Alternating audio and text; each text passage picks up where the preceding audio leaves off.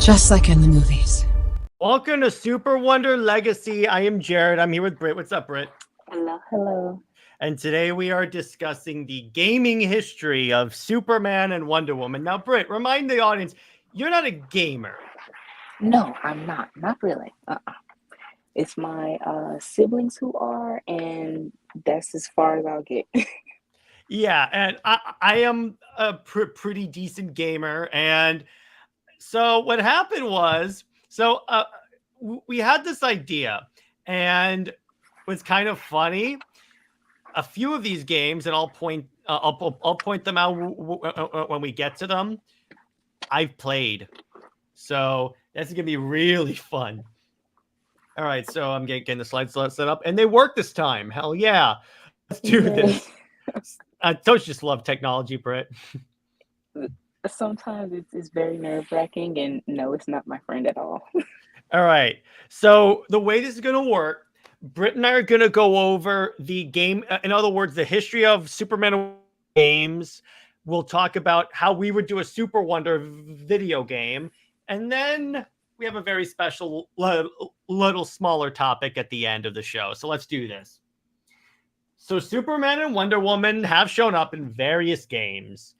And a lot of them you know, a lot of them you don't know. That's the interest. It's kind of like comics, right, Britt? Yeah, and I mean, Wikipedia is now that's a friend. But I didn't know that Superman had video games, but they are very much like the old school pixelized games, and the graphics are awful. And you get a sense of why it's been so hard to have a Superman game in general. Because, I mean, you can, if you're creative enough, to have a game for him in a modern day. But I think what's holding back, though, is having him fly, staying within Metropolis, and stuff like that. So with going down the list of the games that he's had, yeah, I'm like, yeah, this is pretty boring. Now, one game on this list I played and completed back in the day, and it actually summarized this perfect. It actually accomplished that perfectly, Britton. I'll get to it when we get there. But so let's start off. So I actually found screenshots of each of these games. So look at that hyper realistic Superman game. The pixels, wow. I mean, at that time, you had like the Game Boy or the Atari, so I wouldn't give this too much of a complaint because it was in 79. So yeah, this is when technology and every graphics wasn't at its best. Yeah, exactly. So then we get to the next one. We're going to go through pretty quickly because there's one that I want to get to that I think accomplishes this really well. So then we have Superman, the game from 1985. Again, oh my gosh, Brit, it looks just like a comic book page. You know what? I don't even know what it's supposed to like. What I should have done was see if there was like gameplay on YouTube or something to see how the game actually flows. Because all I see right now from these first two games is kind of like he's following a green dash. And I have no idea. I think it's a side scroller or something like that, where like he moves vertically or horizontally is probably what it is for this. But it's kind of like what? Okay, so what's the point? It seems like it's just like the mobile games where you just like tap it to make sure that he stays at a certain level of flying or something. Yeah, and by what's up, Cameron and Randy? Randy says, "How about a Superman game with Dragon Ball Sparking Zero graphics?" Yeah, that'd be great. Yeah. So then we get to what's essentially Super Mario Brothers, but Superman. Oh my God, this is Super Mario. It's Nintendo. That's why. Well, I mean, at least they tried to be a little bit different. So you have a Mario crossover, maybe it'll be interesting, you know. Mario Superman crossover. That would be great. Bowser is now breathing kryptonite fire. See, that will be real interesting. It's almost like it belongs in the Marvel DC omnibus. Yes, yeah. I mean, So I would play it. I would If so play that. You kidding me? I would be happy to get a Superman game at this point. So then, all right, Man of Steel, which this one's a little bit more complex, where you can fly, move around, and it doesn't look. It actually looks like Superman. yes, So yeah, that's about all I can say for this one. This one's infamous. Where, yes. all right. So apparently, so what happens is the way to like accomplish this, they want to make it so he had to be like he was in a virtual reality program by Brainiac, I believe. That explains like the rings and such. And there was kryptonite in the virtual atmosphere, so that explains why he couldn't like go God mode on everything.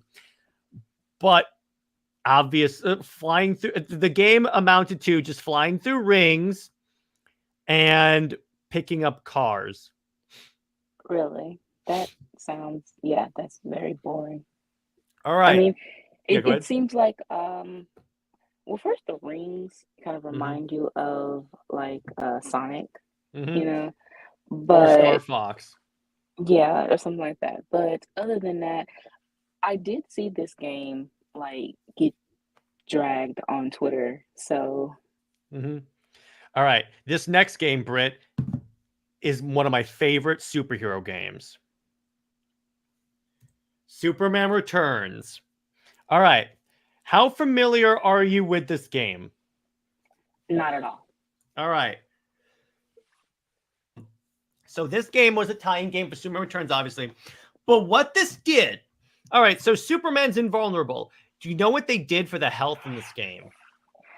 I'm All scared right. to know. It's the city. The city takes damage, not you. So you actually have to protect the city. Okay, that is actually putting stakes in the game. That It's is actually a good concept. It's not bad, right? And then if you play, what I used to do before I knew who Superman was, I would turn on cheat codes to make the city invulnerable and then go full Homelander. That was just be. There's actually a mode where you can actually play as Bizarro, and your mission is to destroy the metropolis. Okay, so you basically kind of like, okay, from my sibling, I'm glad that he gave me a little tutorial real quick. So you basically like code cracking and then, you know, free roamed like if you Yep. were playing Grand Theft Auto. You can free roam in this 100%. And if you free roamed occasionally, like every like couple of minutes or so, Superman villains would show up like multiple. I think his name is Multiple Man. But you would also have like Metallo would show up. The second mission, which is him returning to Earth, his ship is intercepted and he fights on War World. Okay, yeah, this whole concept is pretty neat. It is Definitely. so cool. You can fly around. You can use the classic Superman suit, this or the white like flight suit he had, which I use the white suit a lot. This is one of those games you get to fight a giant dragon. You get to fight Brainiac in this. It's to the point where I'm trying to find this game for a decent price so I can rebuy it because I want this game again. See, this is why I always bring this up. This game had innovated and was like, here's how they actually force you to protect the city. Yeah, that is actually a pretty good concept for a game. I mean, the graphics are what it is for the year, but the stakes and everything, it sounds pretty interesting. Not only that, you can fly at super speed, and when you fly at super speed, it sounds like you're basically going the speed of the Flash to the point where if you, the more you hold the super speed button down, the faster you'll go. So what I did is I experimented. I went to one end of the world and then super speed away. Eventually, the world looks like it stops moving because you're moving too fast. Oh. This is the best Superman game of all time. I mean, it's really the only game, so this is what This was Arkham before Arkham, baby. That's what this is. And by the way, Lois plays a minimal role in this game. Oh, that's even more of a win. Yeah, this sounds so cool. The only problem is it doesn't have Lois. Yeah, I know. But dude, I played the crap out of this game. I had this on my 360, and I am going to rebuy this one day and stream it, because this is what Superman game. This is what you should do for a Superman game, because Superman's whole thing is protecting the city, and then you have to actually, and also you have to be careful of collateral damage, because you can't necessarily throw cars at every supervillain, because you're gonna be be damaging your own health. In other words, right? Again, I love this game so much because of that. Then we get to Wonder Woman, and she's been in a few games, but a few of them are interesting. Yet, and I'm still not convinced that Wonder Woman game is going to come out. We'll talk about when we get there. So, Justice League Task Force, I saw Nick from the Phoenix Press play that. I think it's basically like Injustice before Injustice came out, or it's a little bit more of a side-scrolling beat 'em up, where you get to play as all the different members of the league. But this is like the 90s Grant Morrison Justice League. That's why Superman has a mullet. Okay, so except he's not in the blue suit. It definitely looks like, like an old school Mortal Kombat. Essentially. Like PG Mortal Kombat. Yes, we'll get to Mortal Kombat. Then we get Justice League and Justice for All, which is a DCAU tie-in game. I saw gameplay of this again because Nick emulated it. And see, the problem with a lot of this stuff is that it's boring. That's the thing. It gets old real fast. The next game is not. All right. I bought this game when I got into comics. Justice League Heroes. Okay. So, Brit. Okay. So here's the concept. All right. Have you ever heard of the game Marvel Ultimate Alliance? Yes. Yeah. So it's essentially that, except it's a very pared down version of that, where you have different heroes of the league. The difference between this and the Marvel game is in this, you can only like pick your team lineup at the last couple of levels. But however, the amount of like stuff you can unlock in terms of costumes, like Black Suit Superman, Wonder Woman in a toga, her biker outfit, Zatanna with the cape, and then eventually you can unlock the other Lanterns, Green Arrow, Aquaman, but Aquaman has like the water arm. Mm-hmm. And this is actually this is actually a pretty decent game. Like at one point, Wonder Woman takes out her golden armor, and you get to use Wonder Woman with the golden armor. Oh, with the chicken suit. Chicken suit. Yeah, it basically Darkseid takes over the Earth, and you have to like fight Darkseid and Brainiac. It's really good. It's honestly really fun. The story's really cool. I just wish that they like remastered this and let you pick the heroes that go on each level. But besides that, it's pretty good. Next, I watched the story for Mortal Kombat versus DC Universe, because I was going to buy this. Mm-hmm. The problem is you don't play as the DC people that much in the story mode or at all. Really? So how is it? I mean, I would think that if you could choose, or maybe that's too much of a budget. In the multiplayer mode, you can choose, obviously, but in the campaign mode I'm talking about. Yeah, what I'm saying is kind of like, I would think that because it's a versus, but at the same time, when you want to choose which kind of like perspective you would want, like would you want the Mortal Kombat perspective, or would you want the DC perspective? So for you not to have that, I mean, it's kind of like taking away a little bit of creativity for me. Exactly. By the way, Brit, yeah, Justice League Heroes has a whole level where it's Superman and Wonder Woman fighting white Martians in space. Oh, it's so neat. Good. They have some fun interactions with that in there, and they essentially, it's like Wonder Woman's fighting in space. Superman shows up and goes, "Hey, nice of you to show up," and I'm like, yes. So that's that. So yeah, and Brit, the Transformers games did this where it was 2 campaigns, one from the Autobots, one from the Decepticons. You could do it with this. Have like half the campaign take place in DC and half of it with with Mortal Kombat characters. Yeah, I mean, honestly, it just feels like a lot of these ideas, DC does not like go full out on it, and it's very watered down. From what you're telling me, everything DC does, from comics, movies, well, Warner Brothers. Well, yeah, it's just very much watered down, and it's so kind of like in your face of what they can do. How can they be even more creative? And it seems like, you know, they already had a lack of creativity, but as time goes on, present day, it just seems like it's so middle road. And by the way, it's kind of funny. They only used 2 female characters from each lineup, even though like you could put Black Canary in this and it's way better. I mean, for Mortal Kombat, they only had, I think, well, actually, no, they had 4. I would say, yeah, because a lot of the more popular MK characters have always been the female characters. Yeah, so I would say that Mortal Kombat has basically a level up on that, but for DC, I mean, even in comics, they don't even have equal, women on the Justice League. So even in a video game, I don't think we would actually have that. I mean, the most that they did was going to Injustice, but everyone was unlikable there. Speaking of that, that's the legacy of Mortal Kombat versus DC. Injustice came from this. Yeah. I'm like,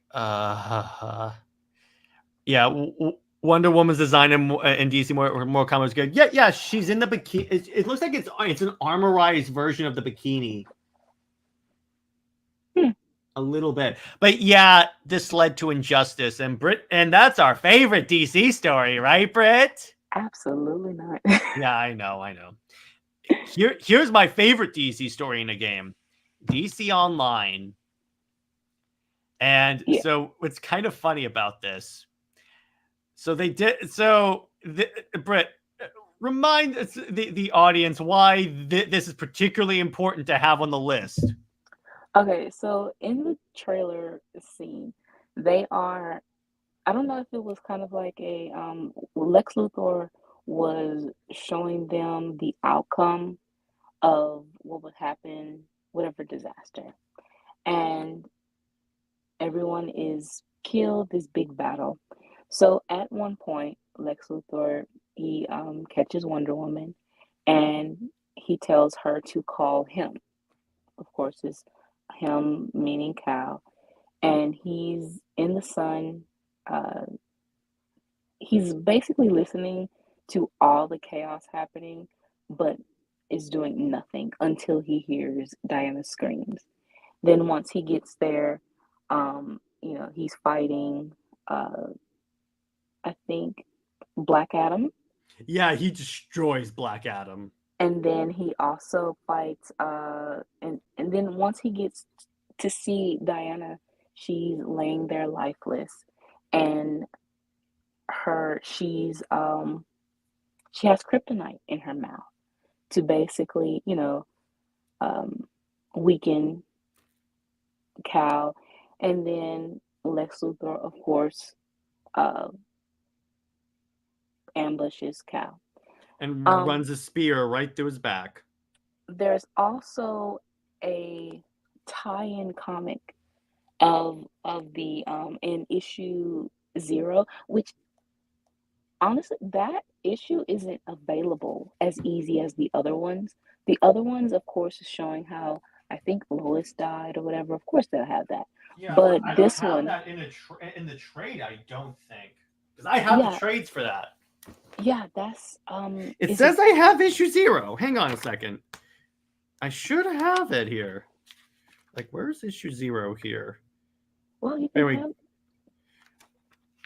But yes, if you have that, Yeah, I So if you have should. issue 0, then yeah, that is kind of like the prologue of what's going to happen.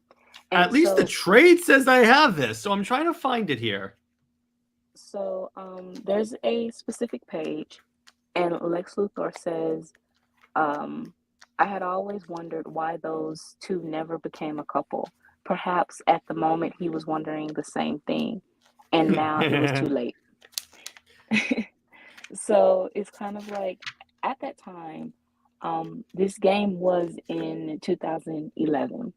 So this is a year within New 52 reboot, but of course, a video game takes 2, 3 years, five or more to develop.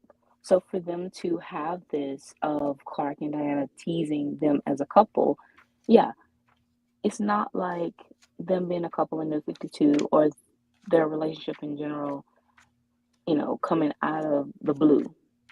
It has been there. So this just pretty much cements it even more. Yeah, and so and honestly, the story for this game is actually pretty good. The comic story, because Lex Luthor is realizes he's been manipulated by Brainiac, so he tries to like help the heroes overcome Brainiac. But he also has to deal with the fact that Power Girl finds out that he killed Superman. So she actually tries to kill him, and he goes, I didn't know I was being manipulated. It's a lot going on. I mean, this is actually good storytelling. You have where um the the drama, you have to have that. The superhero comics, it's action, it's a romance, but it's also that bit of drama there where you have love triangles, yeah, where you have everyone is, being shady, things like that. And I feel like because so many people rage, that you don't have that anymore. Oh, So Brit, with I didn't even tell you what happened to Lex Luthor at the end of the story. what Ha- happens? so eventually, so for reinforcements, Hal brings a bunch of Green Lantern rings, but that he is blasted by Brainiac and killed. Hal Jordan dies, but then his ring goes to Lex Luthor, and Lex is like, I'm not. I don't think I'm not worthy of this. And then John Stewart is like, yeah, well, now you have to earn it. Oh wow. That's The story actually is actually really good. And apparently, so Brainiac manipulates Superman's powers to the point where he heat visions Lois and kills her. so this is injustice even before. Except in this, he doesn't turn into a dictator. No, he's just depressed a little bit and kind of like, Which that's more realistic as to what would happen. And then he comes back, and Lex Luthor has to bring him back. He's like, listen, I screwed up. This is partly my fault. I can't believe I'm saying this, but we need you because Brainiac's going to kill everyone. So at the last issue, they redo the entire fight from this, except it's a trick to make Brainiac lower his defenses. In other words, Luthor arranges for the entire battle to happen again, a bit, because he travels back in time, and then he's like, okay, guys, wake up. Everyone gets back up and kicks Brainiac's ass. And that then it gets better. The way they bookend this is Bruce Wayne from the future sends a message to Bruce Wayne in the past before Brainiac's invasion. It says, hey, listen, dude, you don't know who I am. He masks his appearance and voice. And he said, and it's like, he goes, listen, Brainiac is waiting on the rings of Saturn. He's going to invade. I know you probably don't trust me because you're Batman, but for once in your life, trust someone. wow. See, And that's it so leaves off of that. And I love this story so much. it's really good. I mean, that is much better than Injustice for sure. Yeah, it's actually really good. And then so what happened is that they explained the player characters in DC Universe Online, because there are these things called exobites, which were like Brainiac robots that sampled powers from the Justice League. So what Lex does is he takes them and hacks them and then disperses them over modern day Earth. That's how like all the MMO players have superpowers modeled after the Justice League.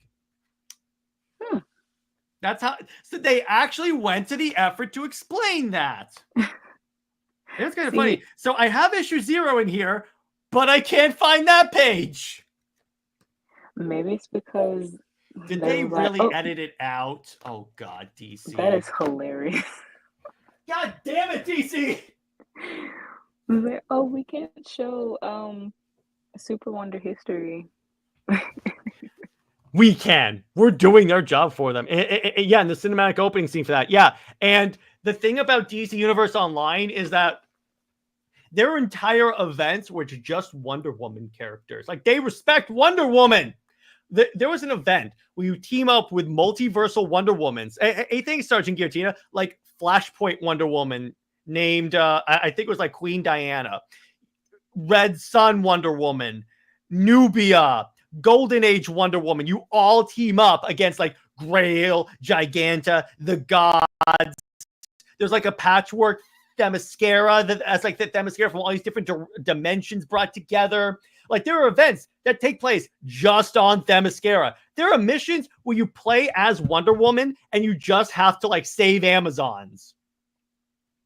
See, I mean, and when you play, because the way the game starts is that you choose you choose either be a hero or a villain, and you choose a mentor, which is essentially like the person that's going to guide you through DC journey. For my first character, I chose Superman. For my female character, I chose Wonder Woman, obviously, and it relatively is the same, but it'll change like which characters you fight. Like with Wonder Woman, you'll fight more magic characters. At the end of each like mentor path, like when you're at level like 20 or something like that, you unlock a final mission where you have to go save your mentor. Like for Wonder Woman, I had to go to Hades to like stop something from like going off. And then Cersei turns on us, and then we're fighting Cersei alongside Wonder Woman. See, that is, why can't we have a game like this? I know, right? And the DC lore they do in this, you're in the house, you get to go to the multiverse, you get to fight the Anti-Monitor, you get to fight the gods teamed up with Darkseid. You get to be inhabited by the frickin' Spectre. Oh wow. And it is just as fun as it sounds. Yeah, see, DC, you have to look at, like I said, the creativity and the people who are behind this.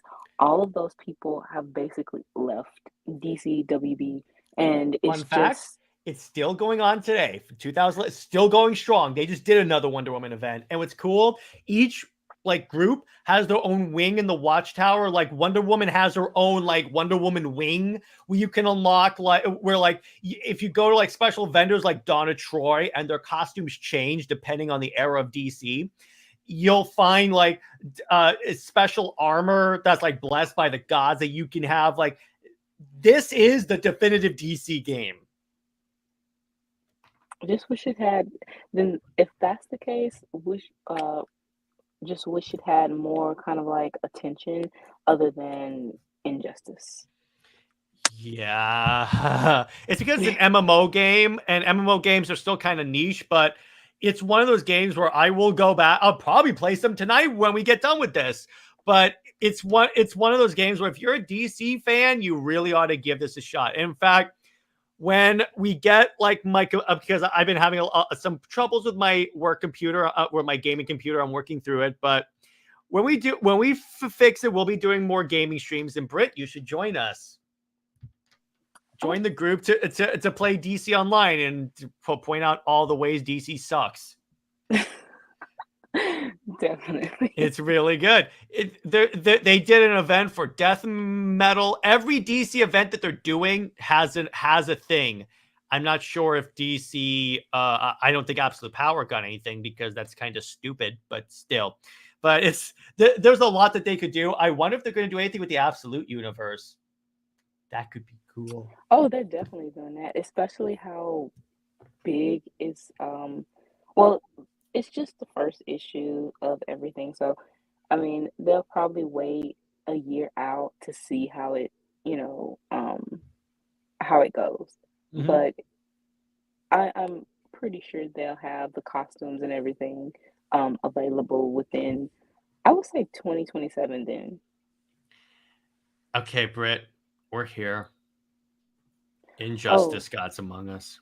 we Oh, honestly what? should have had this. We honestly should have had this episode probably Thursday, Why? you know, because it was Halloween and this is horror. Oh God, that's good. Yeah, I know, right? Oh God. Yeah. So here's the thing about this. This game was my introduction to a few DC characters like Deathstroke. So here's the thing. Here's the You have thing. to. Arguably, Injustice. This is before I read the comics, so I didn't know how much of a character assassination on Wonder Woman it was. But let me tell you this: if you just played the games, this one's not bad. Injustice 2 is the one that butchers Wonder Woman, and we'll get to there. But Right. with this, here's the thing. The storyline is still very Randy. I love Randy. Be careful, Jared. DC and good ideas don't go together. That is true. But Right. the thing about this game is, first off, it's a good idea in principle. Because, yeah, a fighting game that's just the DC superheroes, why hasn't that existed previously?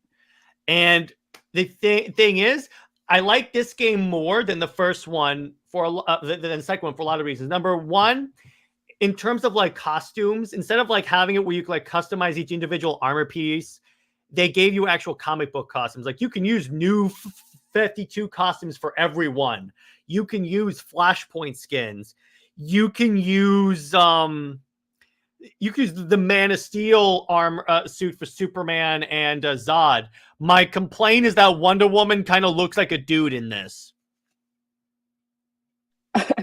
I guess it was the graphics. Yeah, because I've seen older Mortal Kombat games, and yeah, it's like at the character model. I don't think they did as good of a job as they could have. Right. The first thing we have to kind of like establish is that this is made by NetherRealms. And the thing with NetherRealms is they don't even treat the Mortal Kombat women, even though they have, a plethora of female characters, they are treated badly. And the thing is, with their lore, they actually retcon like the entirety of the initial story of Sindel, which is the queen of whatever realm that was. She, um, with the main villain, Shao Kahn, it is now turned that she was kind of like the gold digger who's manipulated everything. That even Shao Kahn, even if he is the biggest villain, was manipulated by her and was a victim to. And she's the one that killed her husband, who was the king, and everything like that. And Oh God. she hated her daughter. She didn't like her. Uh, I don't know if Melina is supposed to be her second daughter or some whatever like that, but still uh her first daughter, real daughter, Katana.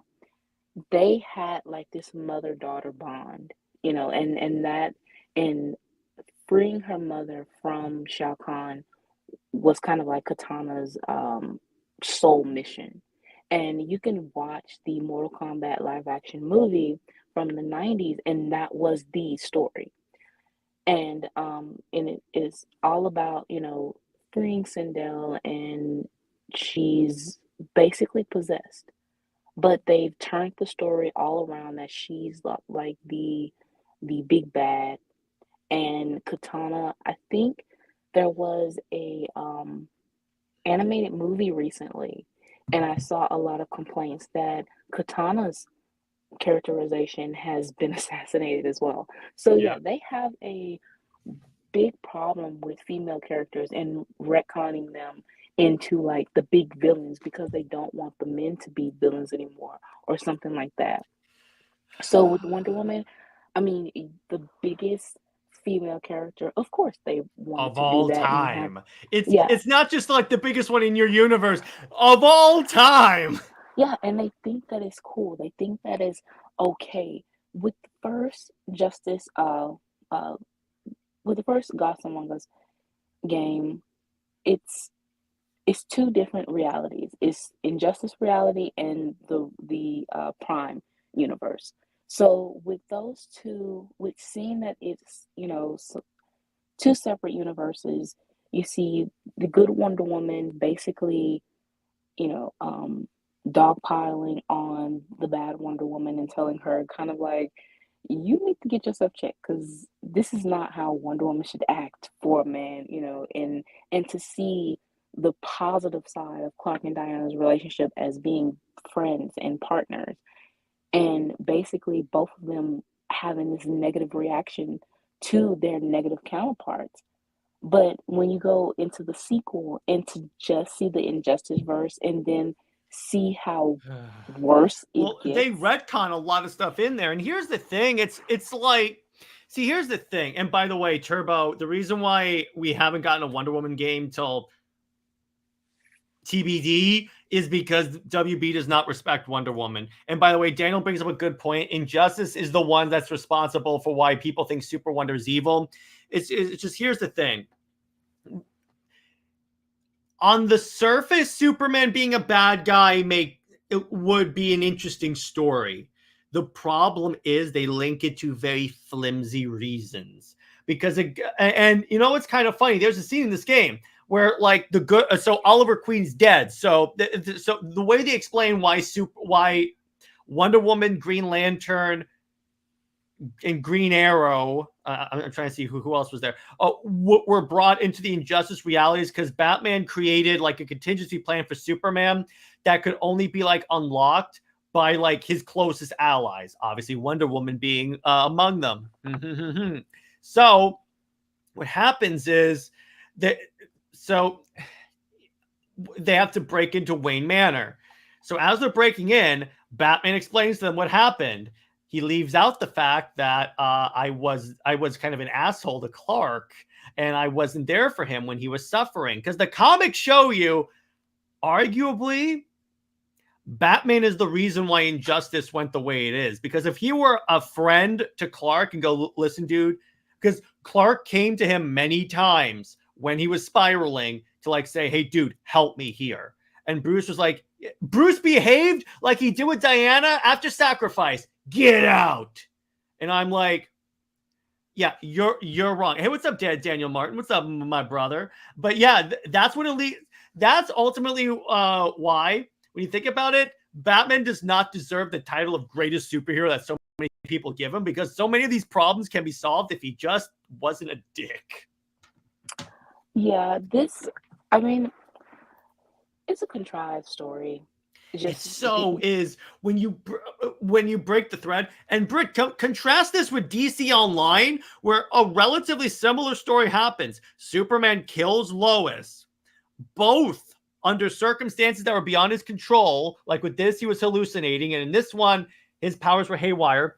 In the first one, in DC Online, he didn't turn evil.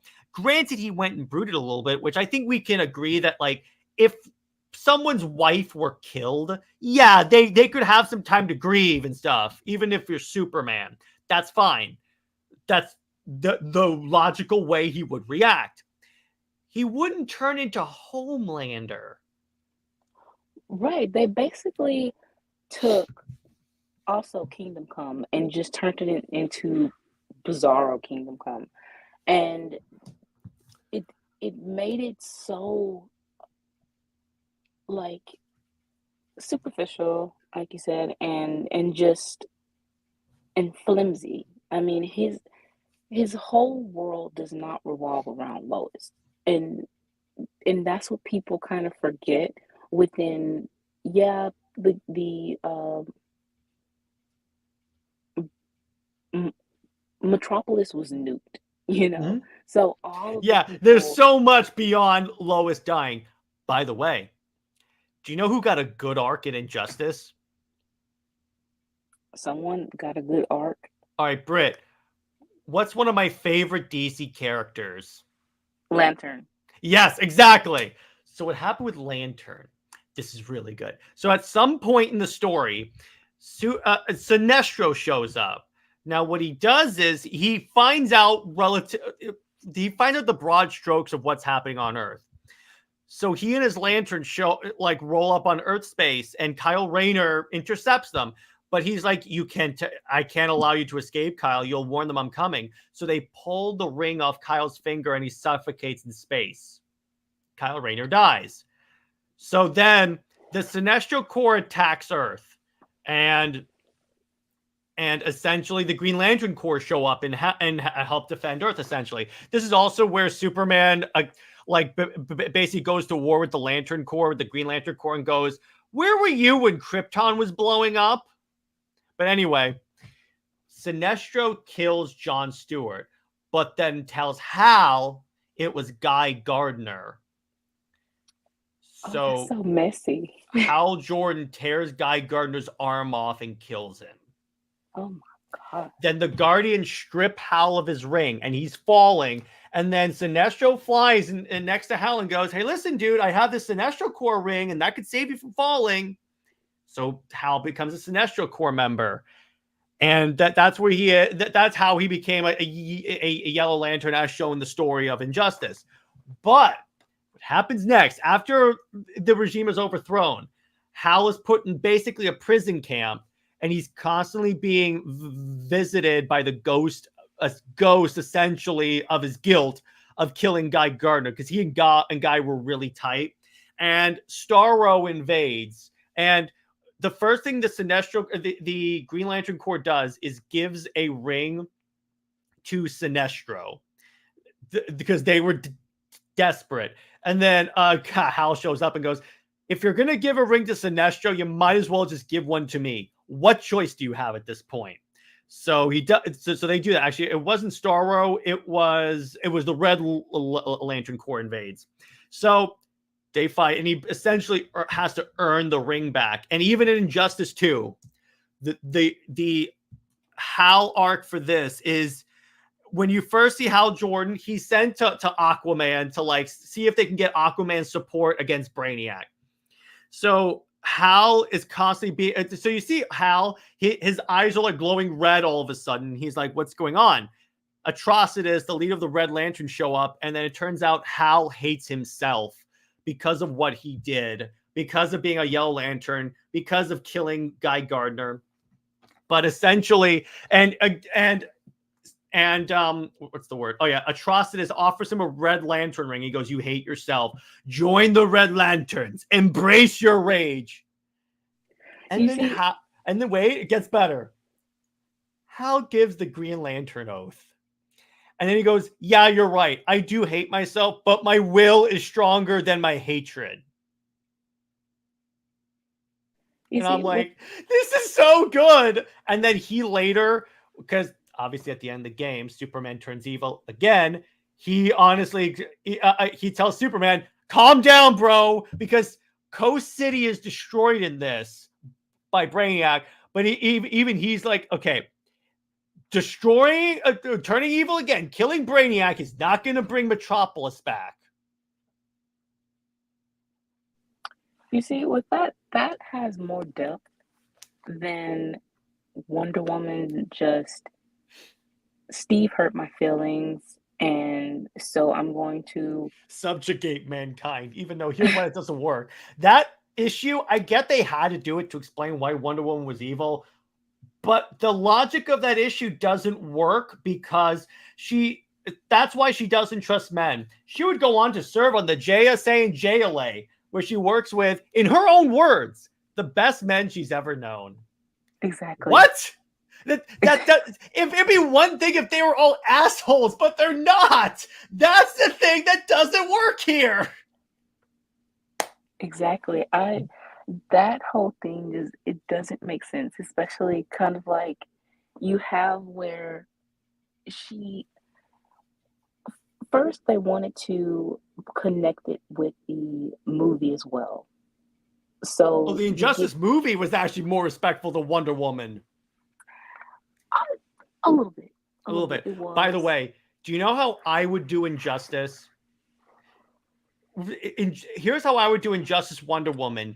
You can keep her on Superman's side, but she kind of tempers him. She's on his side to keep him from going even more downhill. In other words, she's there to like temper him. She knows this is wrong, but she's like, you know what? More people are gonna die if I'm not by his side trying to reel him in. I mean, It would be okay, better. It's not perfect, but it's better than what we got. it is. I mean, there's honestly no By salvaging Brit, that's an injustice. idea for a story. Of course it is. We have to rewrite injustice anyway, so you know. But I would say that the movie, it wasn't salvageable at all. However, Diana changing and kind of like, okay, you're going too far. That was you you have like this slim look at, okay, that is the Diana we are supposed to know or we do know. It, like I It's said, the part about the movie I hated was when they do the almost kiss and then they're like, nope. Like, what was that for? it's to show Just how, don't do it. but at the same time, you know, at that time, they wanted to show still how it seemed Diana was the one that was desperate, Mm-hmm. and like she's the one that's kind of trying to move on to a guy that is still in mourning. And it's kind of like, this is not Diana. But again, you see how NetherRealms treats their female characters, and it's the same way of they don't care. So they are going to treat Wonder Woman the same exact way. Oh, Britt, it gets worse. So have you seen the cutscenes for this game? Uh, I have, and I don't want to be reminded. Okay. I'm going to remind you anyway because I'm an a-hole.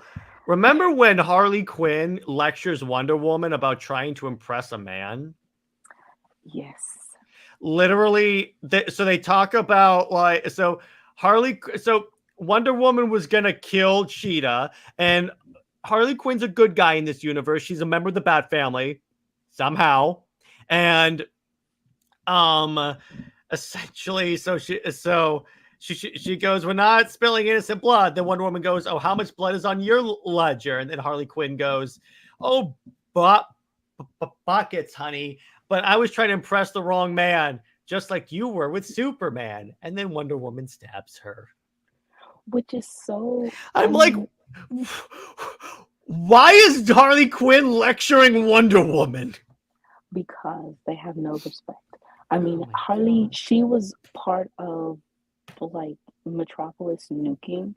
So her Why turning is into, she on Bat? Why is see? Here's the thing, Britt, and this extends beyond Injustice. Why is Harley Quinn a member of the Bat family now? because they have now made Harley an anti-hero. The Like minute she regardless of directly participated in the past of the killing of Jason Todd, now. yeah, but this is Injustice pretty much is a accumulation and you know of trying to turn Harley into an anti-hero or a hero, you know, even though with what she's done in the past. And of course, they'll say, well, even how her own show has tried to say, well, she has a PhD, she's a psychologist, but at the same time, she followed Joker, you know, so she's not that smart, Yeah, I regardless of know. having a She was PhD. manipulated by Joker. So, Yeah, so yeah, go ahead. they want to just kind of like downsize that. And I get it because you don't want, but you're still kind of romanticizing abuse and don't really want to talk about it. And sure, she's like moving away from it, but it just seems like they're still kind of glossing over it. And then you turn Wonder Woman, though, into like the total opposite just a total different character of who she is. You basically turn Wonder Woman into Harley Quinn Yep, pretty within much. Injustice. That's what it is. You turn into Harley of Themyscira is essentially what she is. And the thing is like, so it's see, I play the game because I just like having DC characters fight, but it's like when I see that one part where Wonder Woman is like hallucinating Clark, and that's what the scene is here, where like Scarecrow is like, "You're afraid you corrupted him," and I'm like, as soon as I saw that, Brit, you should have seen the look when I played this game for the first time. By the way, I pre-ordered this game because you know how the guy sold it to me at GameStop? He goes, if you pre-order the game, you can play as Darkseid. Oh. And I was like, sold. And he is awesome.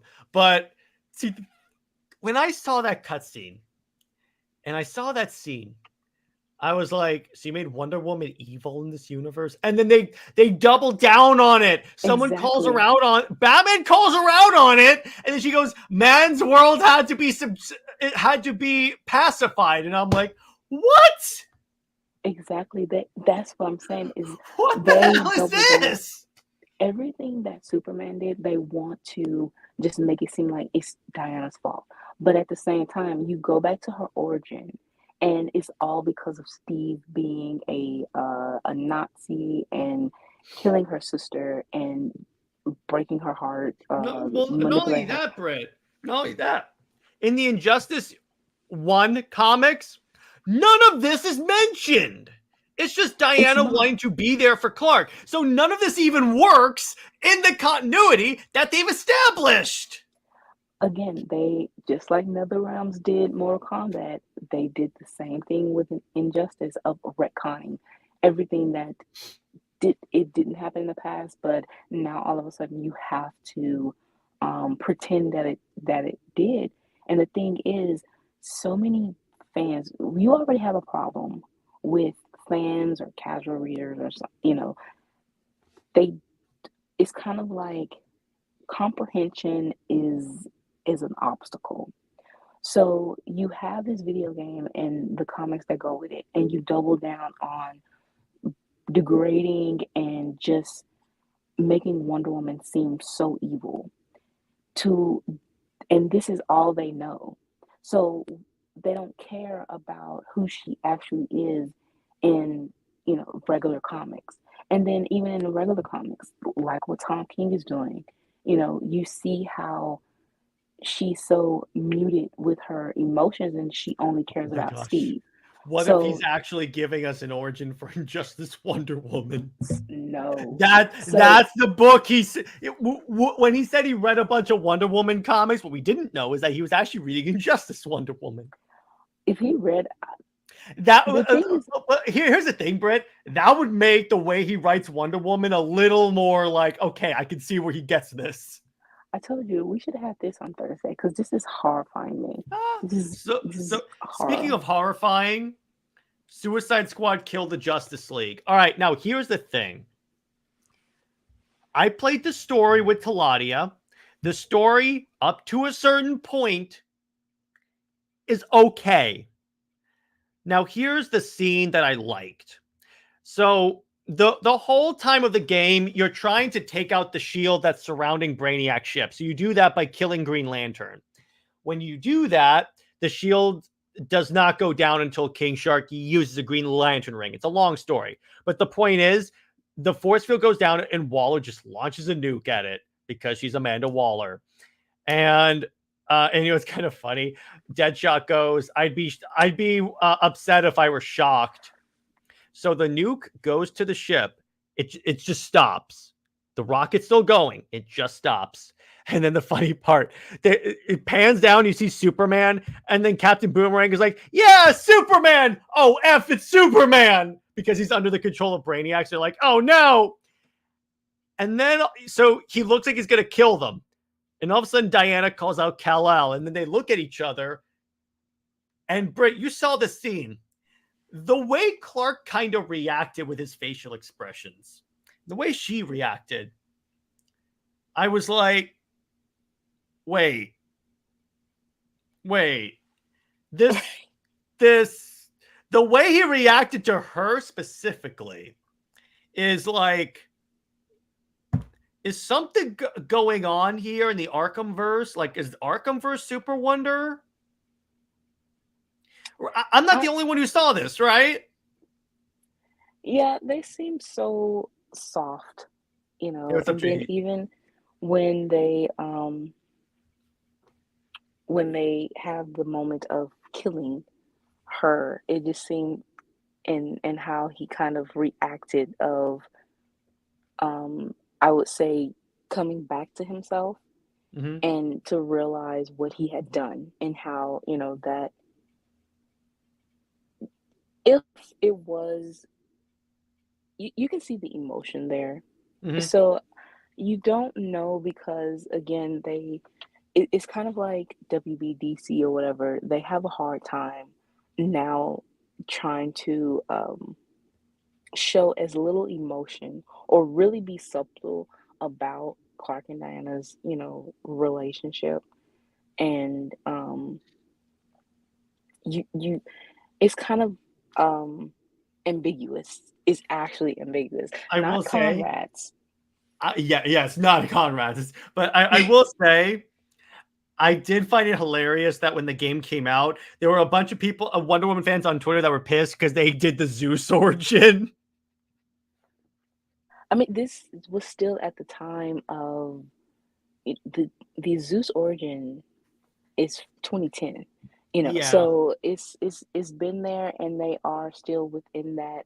Something Um, tells me that as soon as Tom King leaves the book, they'll go back to the Zeus origin. Because honestly, as much as I like the Clay origin, the reason why they always go with the Zeus origin is because as much as people don't necessarily know a lot about Wonder Woman, they know a lot about Greek mythology. And that's like the common thread between Greek mythology. You're making her as familiar to other people as possible. I mean, even with Tom King, his book, the thing is, Tom King can do whatever he wants on a book, but yeah, they'll They'll go undo it. undo it with his Batman run. I mean, as soon as he got off the book, Tinian came and broke up Batcat.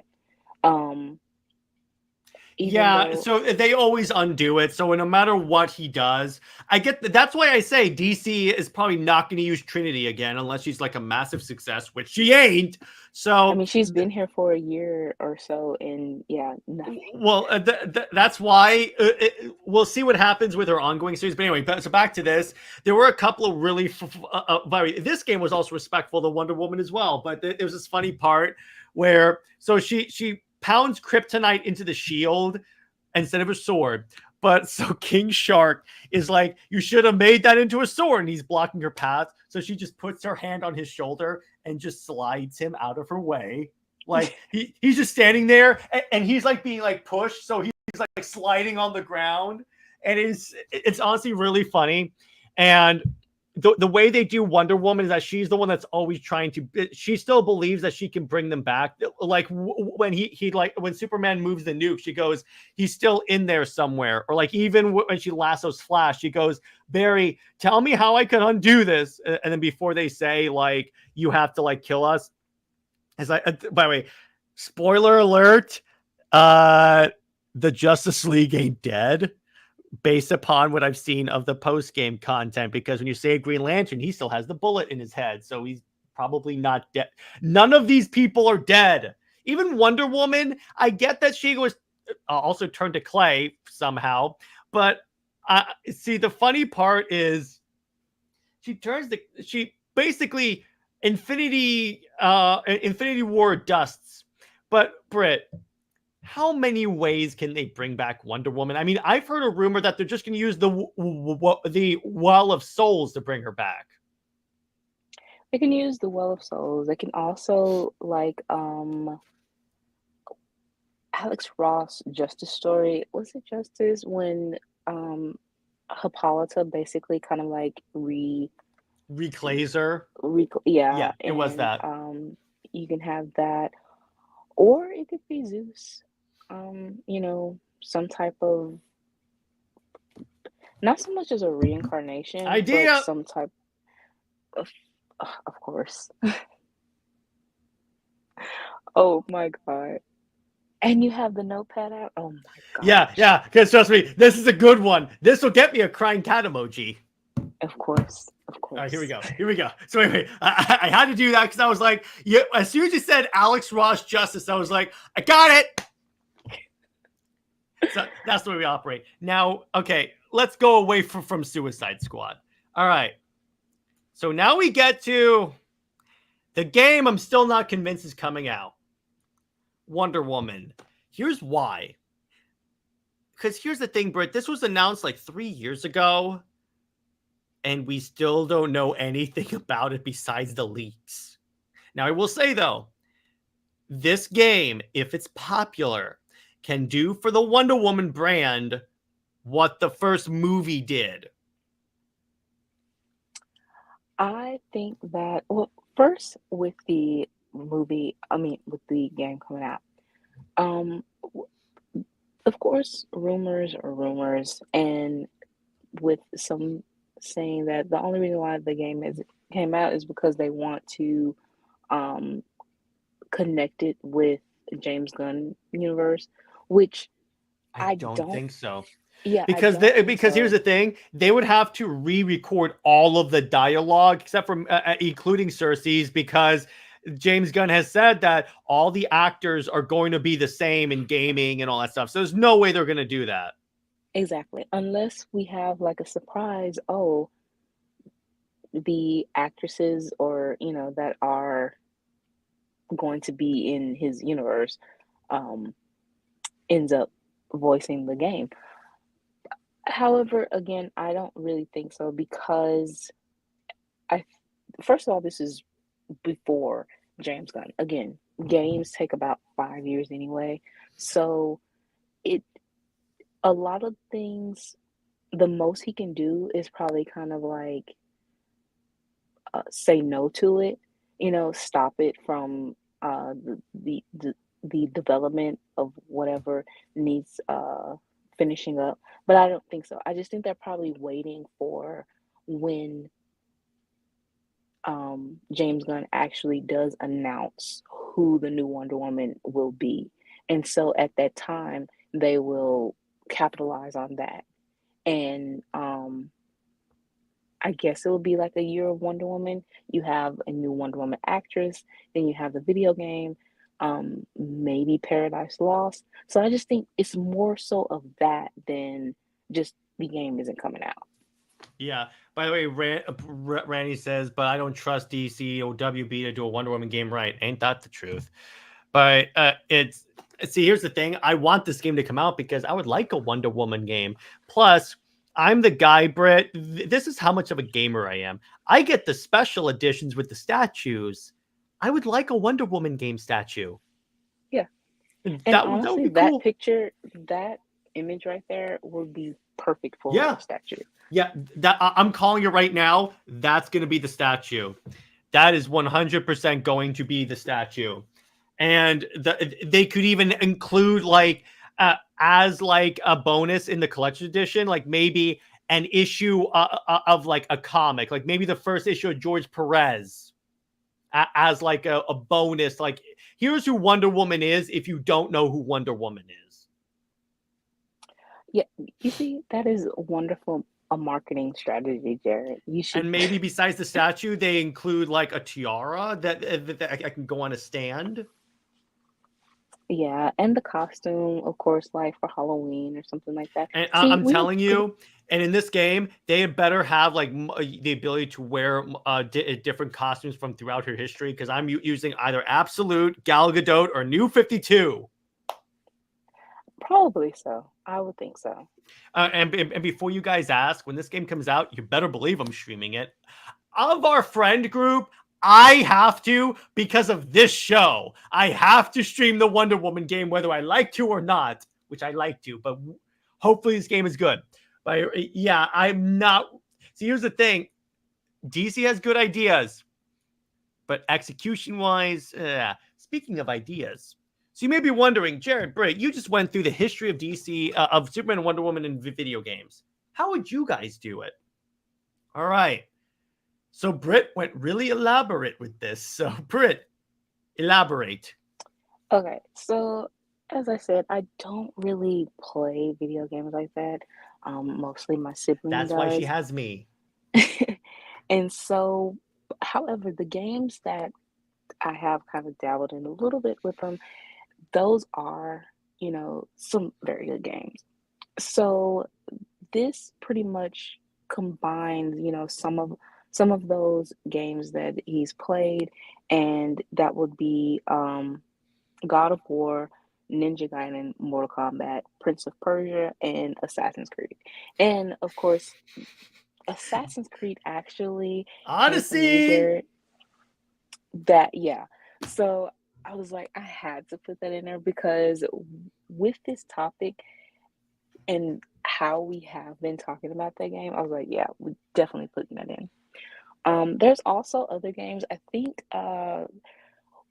the some gameplay I saw like of the outer space type Mm-hmm. was, I think, Mass Effect. Yes, I love that game.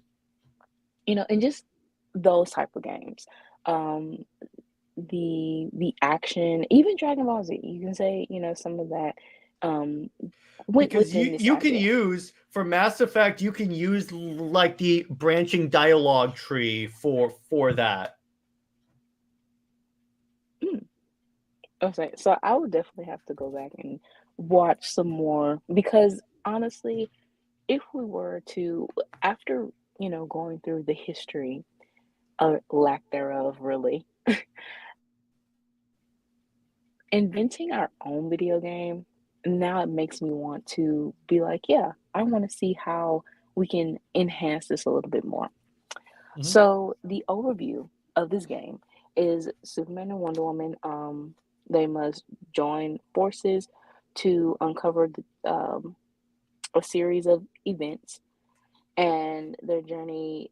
They go from Metropolis, of course, to the Mascara, the underworld, and off-world in space, and it focuses on their partnership and their romance, and it also, of course, our backbone is kind of like inspiration from Power Couple. Of course, there you go. So you can even say that's what the title of the game is, Power Couple. Right. So backstory, let's go. Okay, so the game begins with a mysterious cosmic event that disrupts the balance between the power of Earth and beyond. Superman and Wonder Woman are called to investigate strange occurrences that hint at a larger intergalactic threat. There's an invasion of mystical creatures led by Ares and Circe. During the battle, Superman and Wonder Woman discover a portal to another dimension, which that dimension is it's locked for the time being, but Mm-hmm. it is discovered, and we get back to that dimension later on. Okay. Um, so uh, also with Ares, of course, is he wants chaos, and then Cersei, she just want to have fun and basically just screw with Diana, Mm-hmm. and I just love that Cersei being a big bad for Diana. Mm-hmm. Um, you have Clark and Diana traveling to an outpost in space, and it's connected to Krypton. Of course, we have to have connections, even though Krypton is uh, destroyed.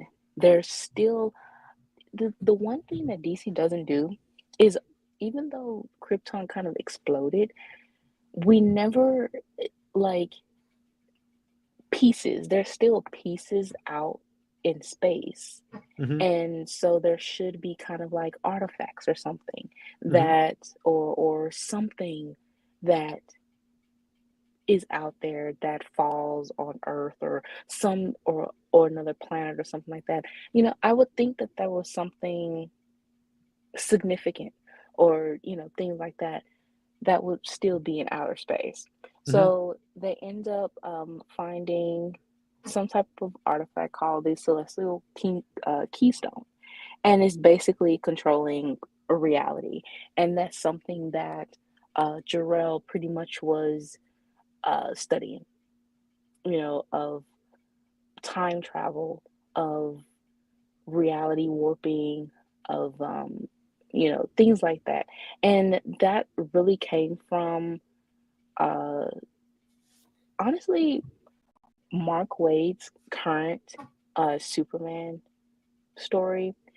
Of course, trying to do it a little bit better to Hmm. where they can, like I said, time travel. And again, the time traveling and the multiverse shenanigans is going to play a role in um, the event that Hmm. needs to be, the special event that needs to be unlocked within the game. So we have various alien civilizations. Of course, there we have to have the Green Lantern Corps in here. Wait, what's that? Um, Thank you. and the Hawks. I just think that the Hawks have a role to play, especially with um, the connection with Cal. You know, Hmm. I think it was um, the Rebirth Hawkman comic where he has a connection with Krypton. So that's pretty. I remember what you're talking about. That was the Diddy Hawkman, where one of his reincarnations was a Kryptonian. Yeah. So I was just kind of like, oh, okay, that's pretty neat. So put that in a little bit. That works. Um, and then you have so the Keystone is it's basically like you have to find it. It exploded with Krypton, so you have to find the fragments in space. Different places. And then they end up in a dark realm, which is controlled by the Shadow King. And this is basically a part of the story or, video game where you have to test their will and get into their minds, have that sort of character study in a sense of for the game. And once they get all the fragments of the keystone, they're able to now control it themselves. They go into a big battle with Ares, Circe, and Hades. Hades, he's basically, of course, I am still stuck in the mindset of Blood of Zeus. So Hades basically, he just wants, the underworld to, he, he basically wants uh, the surface world to end up going into the underworld. So in and he wants to have fun too with turning the world into chaos. So That works. we finally have the last battle, of course, a happy ending, and then you have this character moment where reminiscent to Superman and Wonder Woman 12, where Clark and Diana finally realize that of all this that we've gone through, the chaos and just, you know, even with the battle on Themyscira, y- you have that moment of Hippolyta being mother-in-law to Clark. You have where they are trying to make sure everyone's safe, even the cameos and everything like that with their supporting cast. So like I said, you basically have the backbone of Power Couple, but of course maybe you have the kids too, Hmm. alive, and that is how we get that ending from Superman and Wonder Woman 12. Okay, that works. So then we get to gameplay enhancements. So, okay, so space battles and all that. So I saw that. And yes, as soon as I saw the planetary exploration like in Mass Effect, I was like, okay, I know what this is because I played a lot of Mass Effect, as a matter of fact. Yes, I haven't, but like I said, I've seen a little clips of the gameplay and everything like that. So I'm like, yeah, I can definitely put that in a little bit. And by Daniel asks, so Brit, would it be 2D or 3D open world and different levels with cinematics in between them? Would it be art, role playing? Okay. Do you need me to explain any of these terms? Oh no. Okay. So open world. Yes, it is open world. We actually going down a little bit further into that. Uh, I would say 2D, Well, but maybe. If by 3D, he means like, let me put it this way: Suicide Squad Kill the Justice League is a 3D game. yeah, I got that, and I would. I don't know it now that I really didn't think about. Because if it's Um, 3D, because if it's open world, yeah, 3D is the way to go for that. okay, so it would be 3D. Um, and And then RPG elements is essentially like choosing dialogue options, like leveling up certain characteristics of your characters, like their powers, essentially putting XP into like leveling up Wonder Woman to like a certain degree. Like if you want to turn her into more of a ranged character or a melee character, same thing for Superman. oh yeah, yeah, we have that in there. Okay, All right. yeah. And no microtransactions. We have to say that in there. So tell us about Superman's combat. Okay, so obviously he has super strength. He punches and kicks, and you can create like these shock waves, and really just go all out.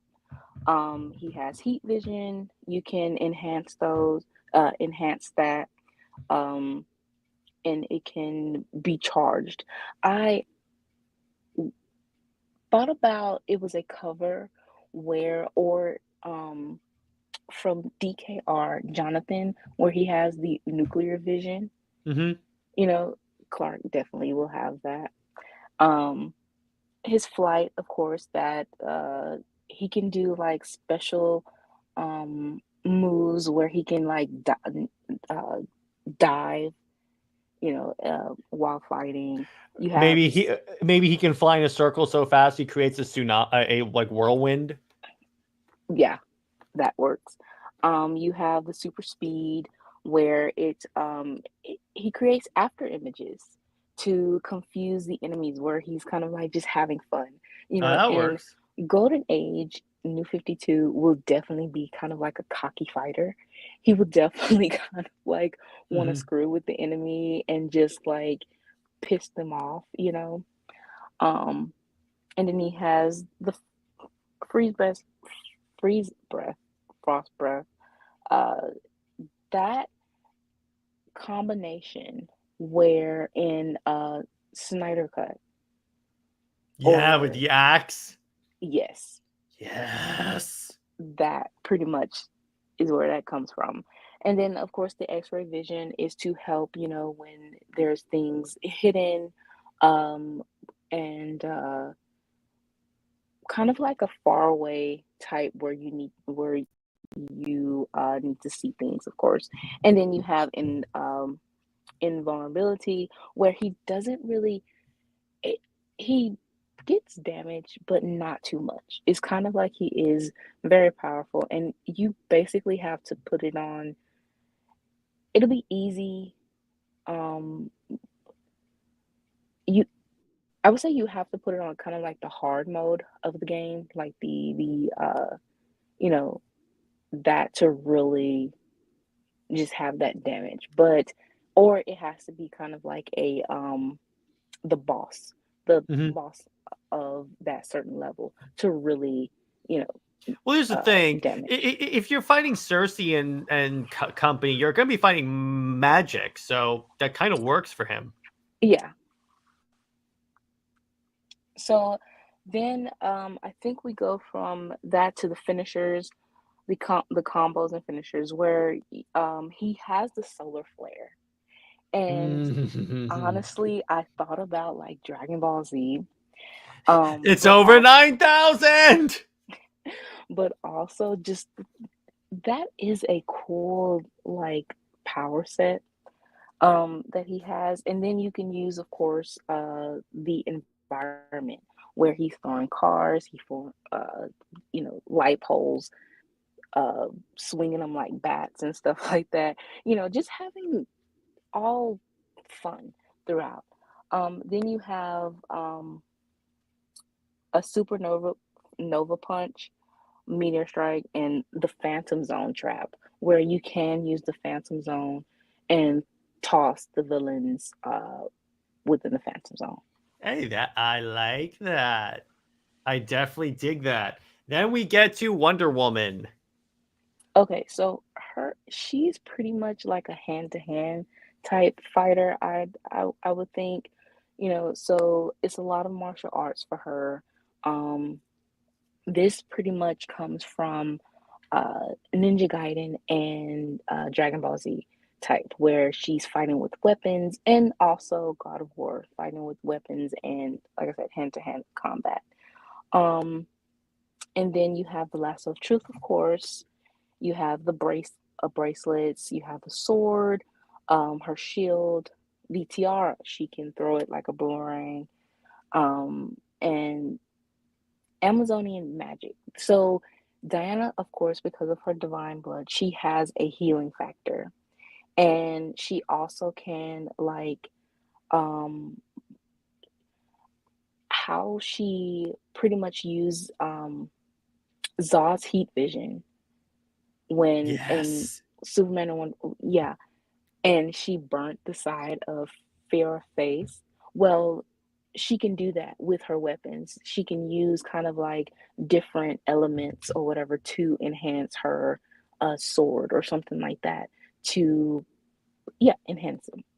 And then her combos, it's not too much like how Clark has, because she has so many weapons. But she does have God mode.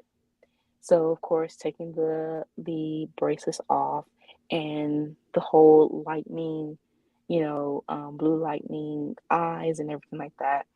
And she can also use throw objects within the environment. I like that. That works. So then we get to team ups. And so would this be essentially a two-player game? Yes, it is. You Oh, can so it's a switch. couples game. There you It's kind of go. like, yes, yes. Is Well, okay. So if you do have one player, it's still basically kind of like they're tagging along. Hmm. So Yeah. you can still play with one, but they're still a pair.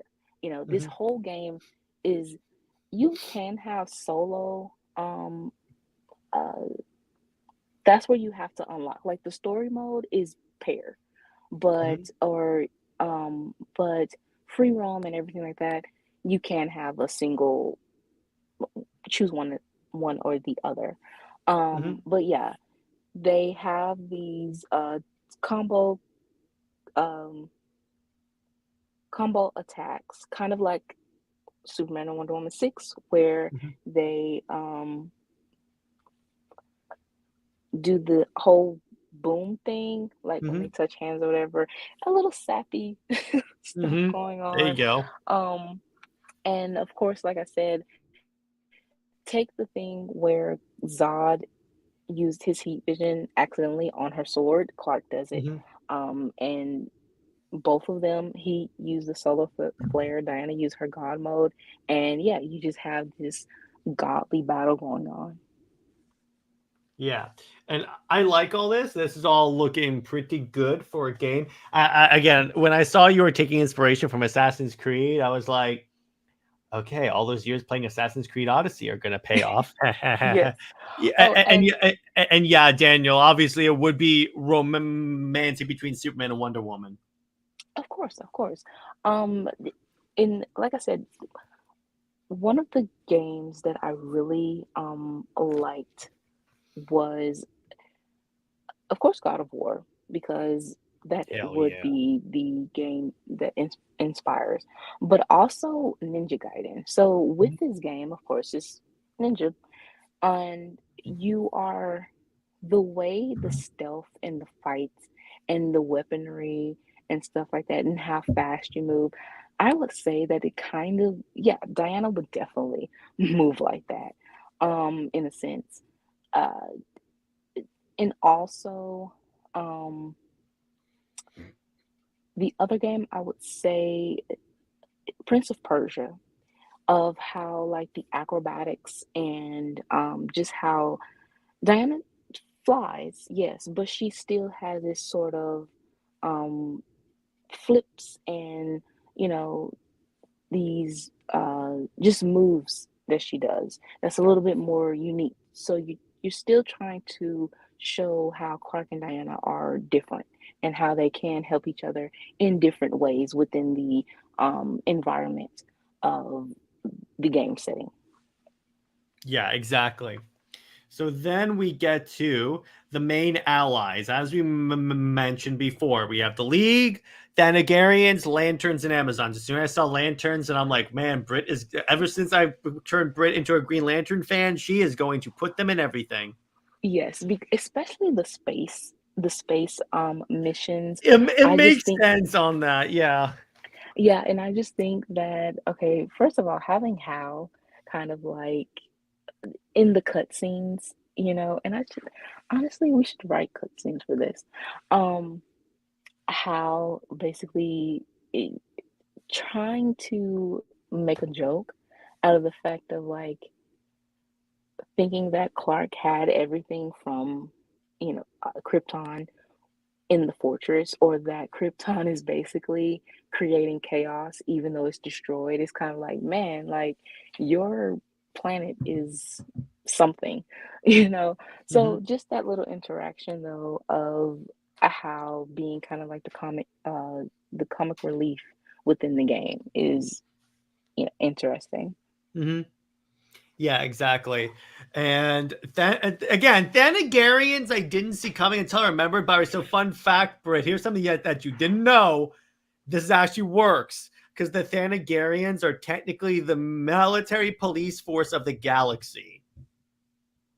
Oh, see, I didn't even know that. I was That one of the works. Hawks. So I'm watching this and I'm like, so when you sent me this, when I was making the slides today, I'm like, I know she didn't know this, but that's an interesting, that's an interesting coincidence. I just honestly thought of ancient, like Kryptonian stone and the Venditti Mhm. Hawkman art, and I was kind of like, okay, that goes together. I did not think of that at all. I didn't even know that. So That I'm actually works. honestly to know that okay, I am on some type of uh, right path with DC lore that I didn't even know. And then of course, obviously, it's a one. Wonder Woman's involved in this. You gotta have the Amazons at one point. Of course, and especially because with mascara, Aries and Cersei. Oh, with them going into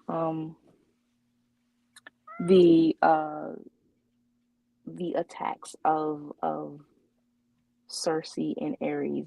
Of course, Doom's doors. That Hmm. takes precedence too. So having that mission as well is yeah, you pretty much have the equal balance between the two. Exactly. So then we get to the main antagonist. Now, okay, so I gotta bring up something. When you said, okay, so Shadow King, I was trying to find him. So here's the thing: is the Shadow King a DC character? No, it's an OC, actually. It's also a Marvel character too. Really? Yeah, so I was like, does she mean this, or that's why I got the Shadow Thief picture. But okay, so tell me about the Shadow King. Okay, so within the story, like I said, Clark and Diana are going to they're basically battling their fears and kind of it's part of the questioning of their relationship, I got of it. So they're in a when they enter, say, the Shadow Realm. you could have it where like it's all their insecurities come forth. Like Exactly. Clark's insecurity is Diana realizing that she's above him and like she's way out of his league. And then Exactly. what you don't know, and you can say if you're playing multiplayer, the other player sees Diana's dream, and it's pretty much the same. Yes. It's basically them trying to navigate their fears and nightmares of being in this relationship, and also just everything of, what they've been kind of holding in.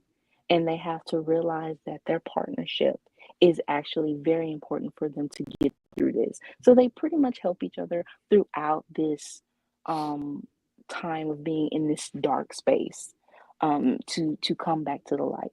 And that pretty much ins- that inspiration came from when I keep forgetting, it's the Spectre um, story where Diana says for her and Clark to basically join their souls to be wrapped in the lasso. Oh, And that one. yes, and also just uh, there was also another issue. I think it was Action Comics where Diana is Clark's moral compass as well. So just different elements, and I always like to, you know, show their spiritual connection. So this is that way. I love that. And obviously Feora, and as I see when you were making a Superman Wonder Woman game, when you were coming up with this, as soon as I saw Feora, I was like, of course, because it's Volume One of Charles Sewell. You can't not do that. Now, interesting. So I saw previously. So Superman killed Zod in this continuity. So just so I understand this, this is not purely new 52 or post crisis. It's kind of like a hodgepodge, if you will.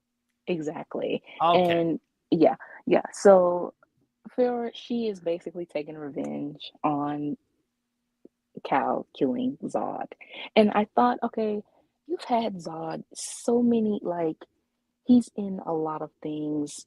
Do something different and be kind of like spontaneous, or just go wild and do that. Oh, there could be a scene where Feora is fighting Wonder Woman, and and Wonder Woman goes, "Revenge is not the way," and then Feora goes, "You know as well as I know that if I killed your Kryptonian, you would stop at nothing to see that I paid."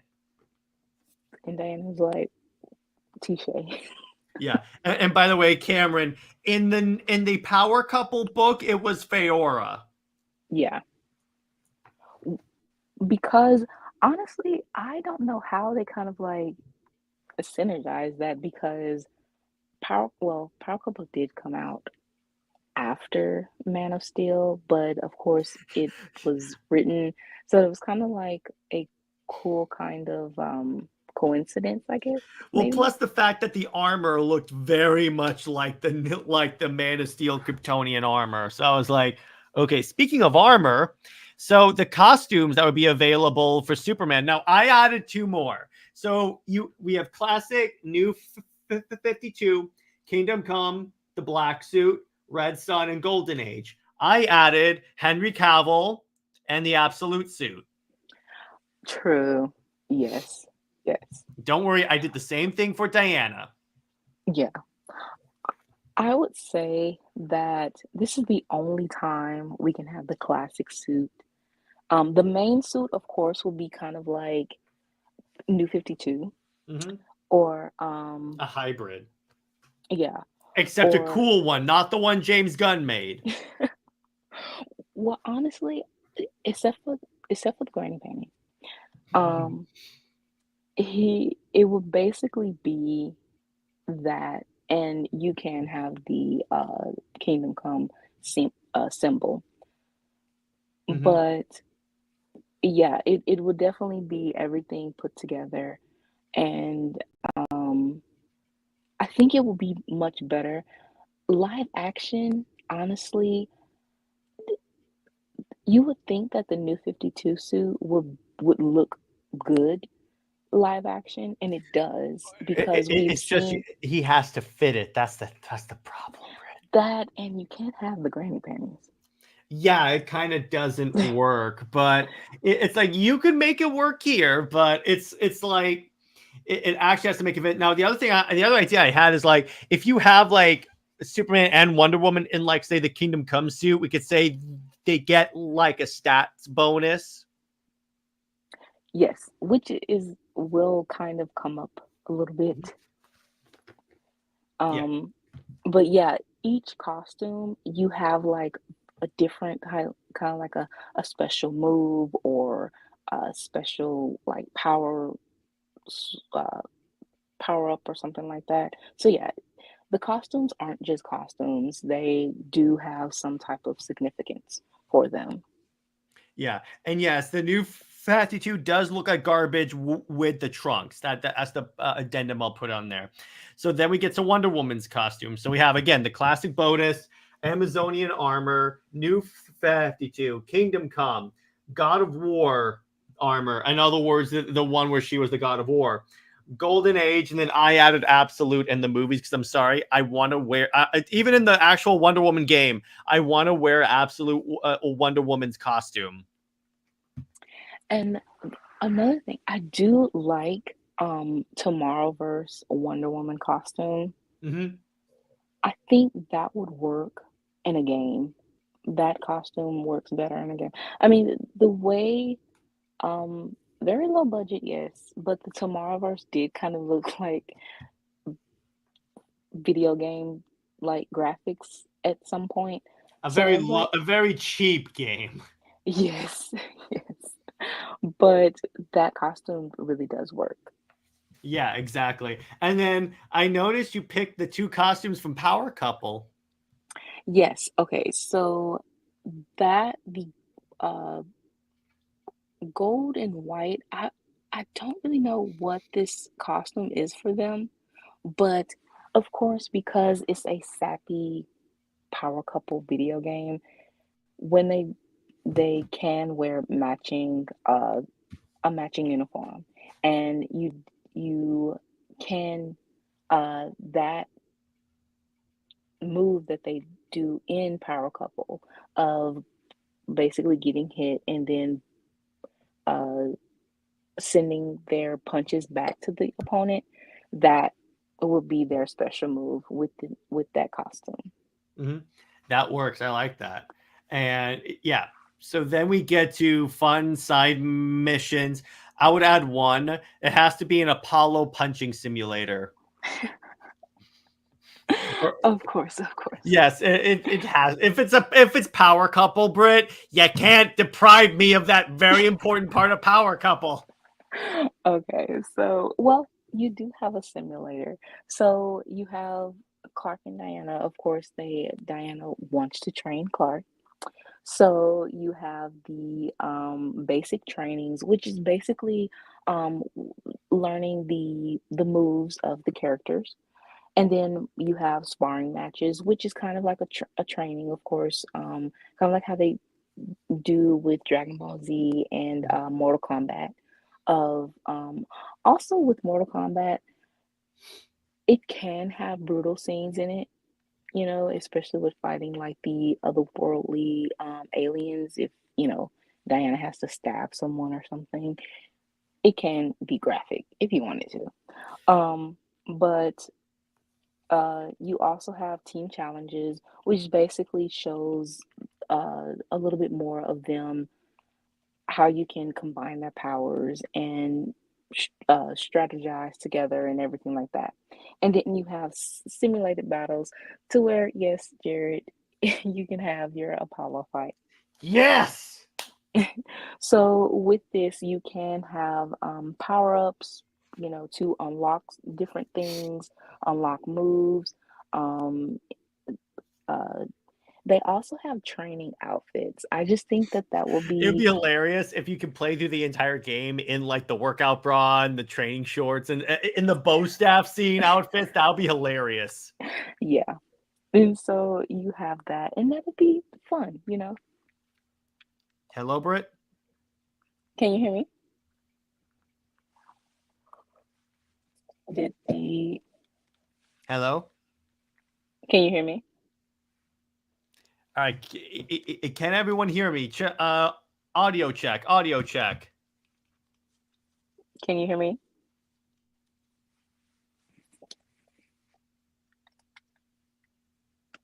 Audio Okay. check, everyone. Can everyone hear me? Just want to make sure. Because I had a thing in my mic thing. I can hear you. Okay, good. Apparently, Brit, we cannot hear you. I can hear both of you. That's weird. I can't hear Brit. Okay, I can hear you. We are coordinating on Twitter, so technical difficulties, folks.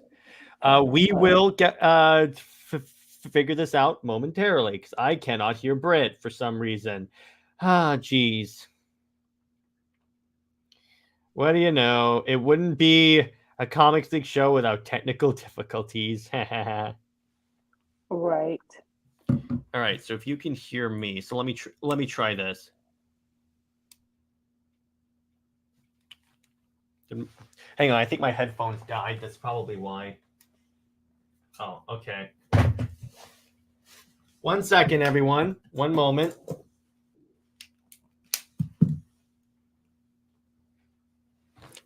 All right. And Brit's back. Just give me 1 second here. Because I think. All right. Can you hear me, Brit? I can hear you. Can you hear Okay, me? good. Yeah. For some reason, my larger headphones died. Oh, So go on. okay. So with we were at the training sessions. Okay. So yeah, with the training, you can have them in different outfits, which of course you have to have matching outfits. And this is going to be so sappy. This is going to be a fun, sappy video game of couples.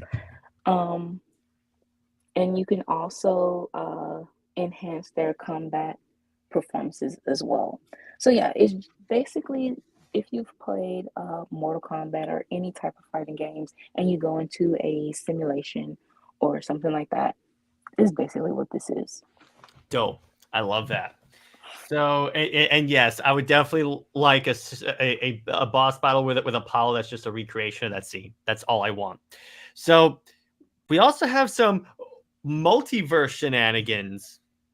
Okay, so as I said earlier about having a Cersei and Ares, mostly Cersei, screwing with things and opens up a portal, and you are going into the multiverse of DC, and Clark and Diana are able to visit basically their doppelgangers and surprisingly meet their children from the multiverse.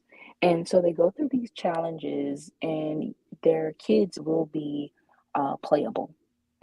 And it's just like a fun little thing, kind of like a reward for completing the story mode of the game. And again, you can have a free roam. So you have Jonathan Kent from Kingdom Come Universe, and yes, the Dan Mora design Yes. from World's Finest 25. So Jonathan's powers, he hyper time manipulation, and so this is where it comes back to them able uh, to time travel and everything like that. And honestly, Jonathan, um, he was actually the first character that's able to kind of like um, go dimension hopping. So it's kind of like, why doesn't DC give him like more emphasis in a sense? Because here's why. He legitimizes SuperWonder. That's why. And it's crazy because he doesn't really have the same powers. I mean, he does, but the fact that their combined power gives their kids like different powers, that's what you want. You don't want a carbon copy of them.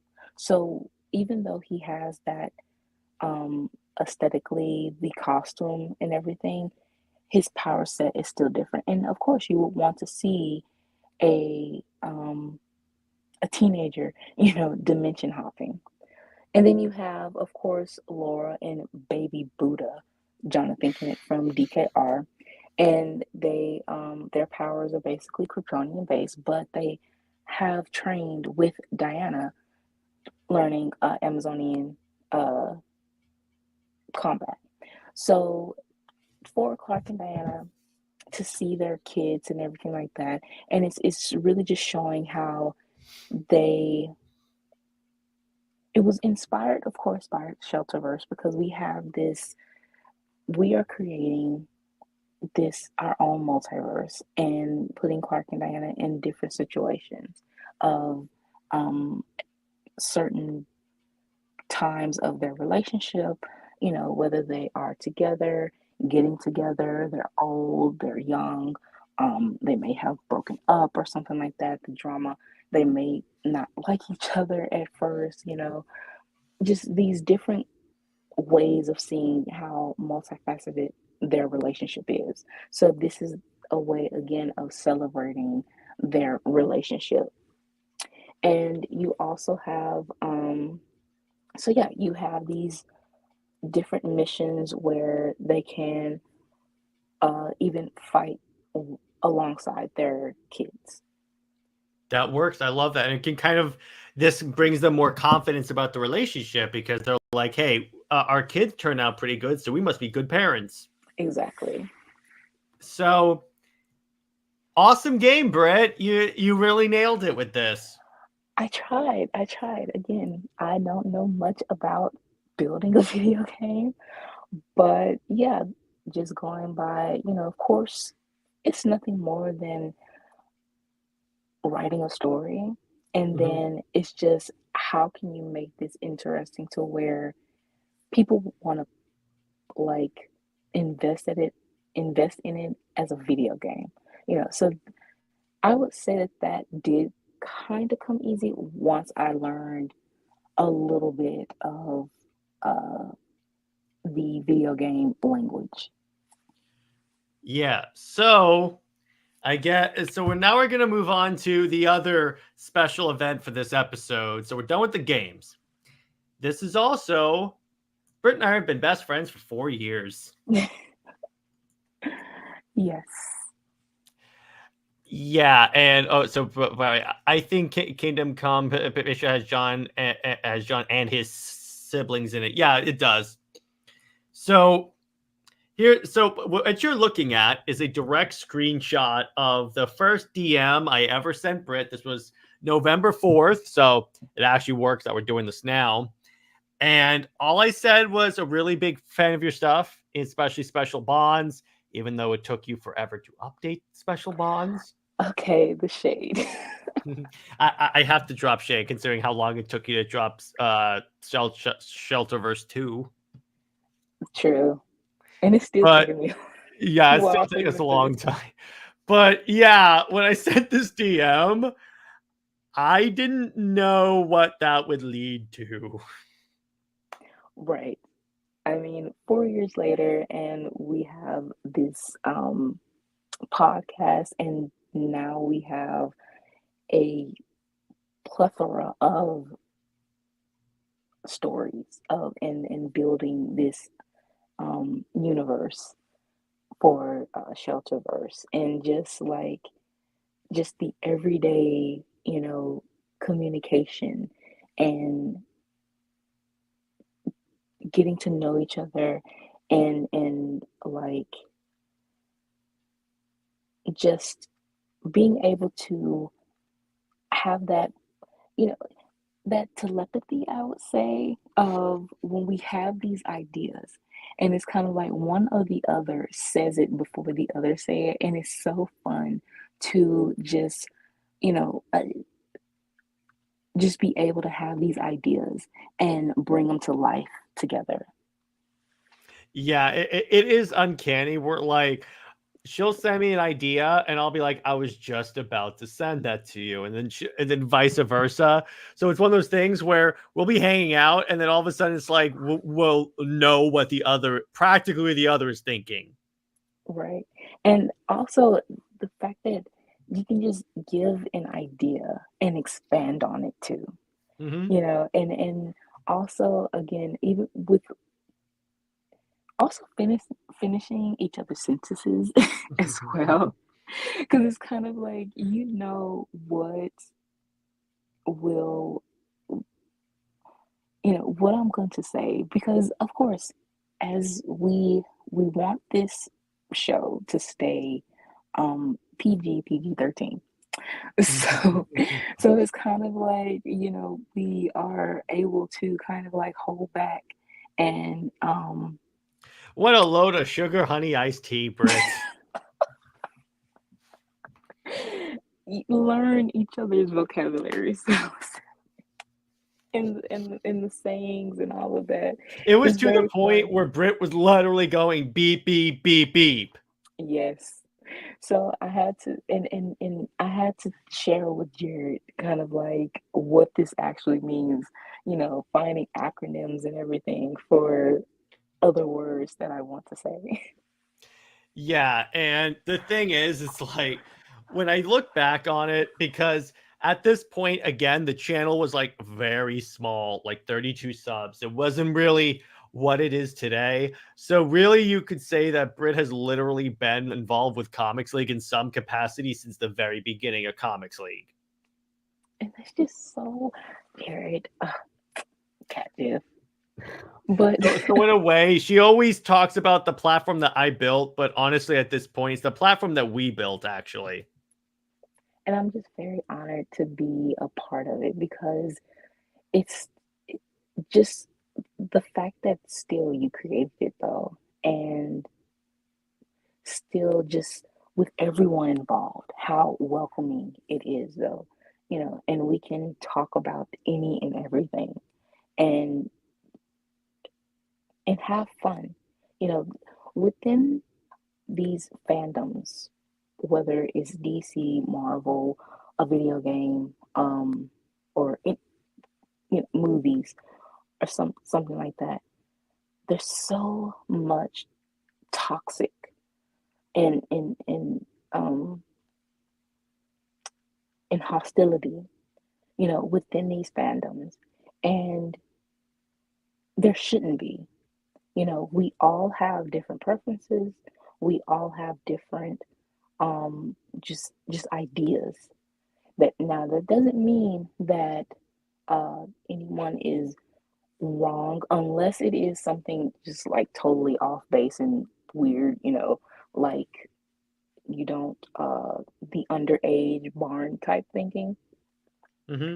But if it's inoffensive and it's just something of just having fun, this is entertainment. It shouldn't be a competition, you know, and no one should feel like they can't express themselves, and no one should feel like, oh, I'm not a fan because I'm not following a certain trend or a certain status quo, you know. So with this platform, that yeah, you still opened it up, Jared. We are able to really speak and express how we feel. And for a long time, the only way that I expressed how I felt about Superman and Wonder Woman as a couple, as as uh, something that I felt entertained about was only through my writings and the fan fictions. But now I'm able to actually verbally talk about it and Well, expand it even more. well, even on Twitter, didn't you have a thread that went viral? That too, the thread. I did not expect that at all. Um, So Britt, explain to the kind people at home what happened. okay, so honestly, I was just thinking, we was already talking about Tom King's Wonder Woman, and it was kind of like, you know what, I'm just going to say it, on Twitter. I didn't think that, well, the first thread I did was Wonder Woman's clay origin and the importance of that. And it on for Wonder Woman Day. So I was like, oh, cool. Um, that I think has 500 likes. And I was like, wow, well, maybe I should express a little bit more of my thoughts on Wonder Woman. And again, we have been thinking about Tom King, um, talking about it and complaining, you know. So I was like, let me express how I feel about this run and how he had the audacity to try to compete with George Perez. And the George Perez run for Wonder Woman is the golden standard for the character because it respected her and it truly set the bar. So for Well, Tom here's the King, thing. You know why, Brit? Because George Perez actually wanted to write Wonder Woman. exactly. And so for Tom King to basically think that he can surpass that and sort of he made it a self challenge. He basically said that when he was at the funeral, he said that George Perez was talking to him to challenge him to do the series, and I'm kind of like, dude, you have a massive ego to think that whatever message George Perez had, he was talking directly to you to create this self challenge. That just seems very egotistical to me. Um, and it just seemed like you want to be better than than than the previous writer instead of Tom King, actually egotistical? No. and like you said, he's trying to be the next Alan Moore or something like that. Even though Um, Alan Moore does not want to be the next Alan Moore. right. So I basically within his 14 issues, you know, uh, the world building that Perez did within just 6 issues, is Within far one. right, but it's far vast than what Tom King has done in 14 issues. So I basically compared um, what Tom King did and what the foundation that Perez laid out. And what bothered me really was how he turned the Clay origin into a Steve Trevor fest and Mm-hmm. also disrespected Hippolyta to say that how the reason why Hippolyta created Diana was because she felt, first of all, they are reincarnation of a mother and her unborn child, victims of abuse. And so she longed for her child. And for you to take that and make it out to be Diana creates a child out of grief for a man instead of understanding the true nature of the clay origin, it really diminishes it. And just the whole thing of how um, he said that issue 14 was an important, issue, and it was about Steve Trevor. And Wonder Woman's story should not revolve around a man, and especially the clay origin, and what it meant. So I expected the thread to basically, I don't know, hit 60 maybe, but to hit uh 2,000 likes and the quoted, um, quotes of people agreeing and saying, yeah, this is how we actually feel about Tom King as well. It's kind of like, oh, so I just said, what everyone else was thinking, and they couldn't exactly formulate it in the way that they wanted to, or they just felt like they shouldn't say it. So like, well, here you go. Here's a thread of anything that the complaints, that you had of Tom King's run is right here. Yeah. Because trust me, we all have complaints of that thing. Hopefully one day DC finally figures it out that Tom King is not the right person to write Wonder Woman. Well, I mean, unless they get someone who really does want to write the character, I mean, that is Kelly Thompson. Come on, Kelly Thompson. true. She could be one that could write the character. Uh, with her, I mean, absolute Wonder Woman to change the bond that she has with Cersei and create that um, mother figure, and also have Diana still be who she is. And at first, when she said that the book was going to be organically feminist, you know, you didn't quite understand what that meant until the first issue, and that really spoke to Wonder Woman. That even though Diana was raised in hell, and her she didn't have her sisterly bonds and the love of Hippolyta, she still had that love of Cersei and By the her way, can I say I love the scene when the snake's about to attack Diana and she yeets it and you away. sit. And wait, the onomatopoeia for the action is literally yeet. Yeet. Yes. I just And noticed that like last week, and I was like, oh yeah, that's good. yeah, and just the fact that Diana is still, even though I think Thompson said that she's going to be a little rough around the edges, she's gonna be stern, um, and everything, but she still has that compassion and that love, that we know Diana has. And that's something that's missing from Tom King's run, that Diana's only emotion really is for Steve. She didn't even cry for her sisters that have been imprisoned, killed, and with the U.S. government and military, and the fact that We she still don't know what the hell is happening with Emily. exactly, and I mean for you to he's basically veering off on a lot of things. He also kind of complained about because he said that past Wonder Woman runs were about the villain and her love interest.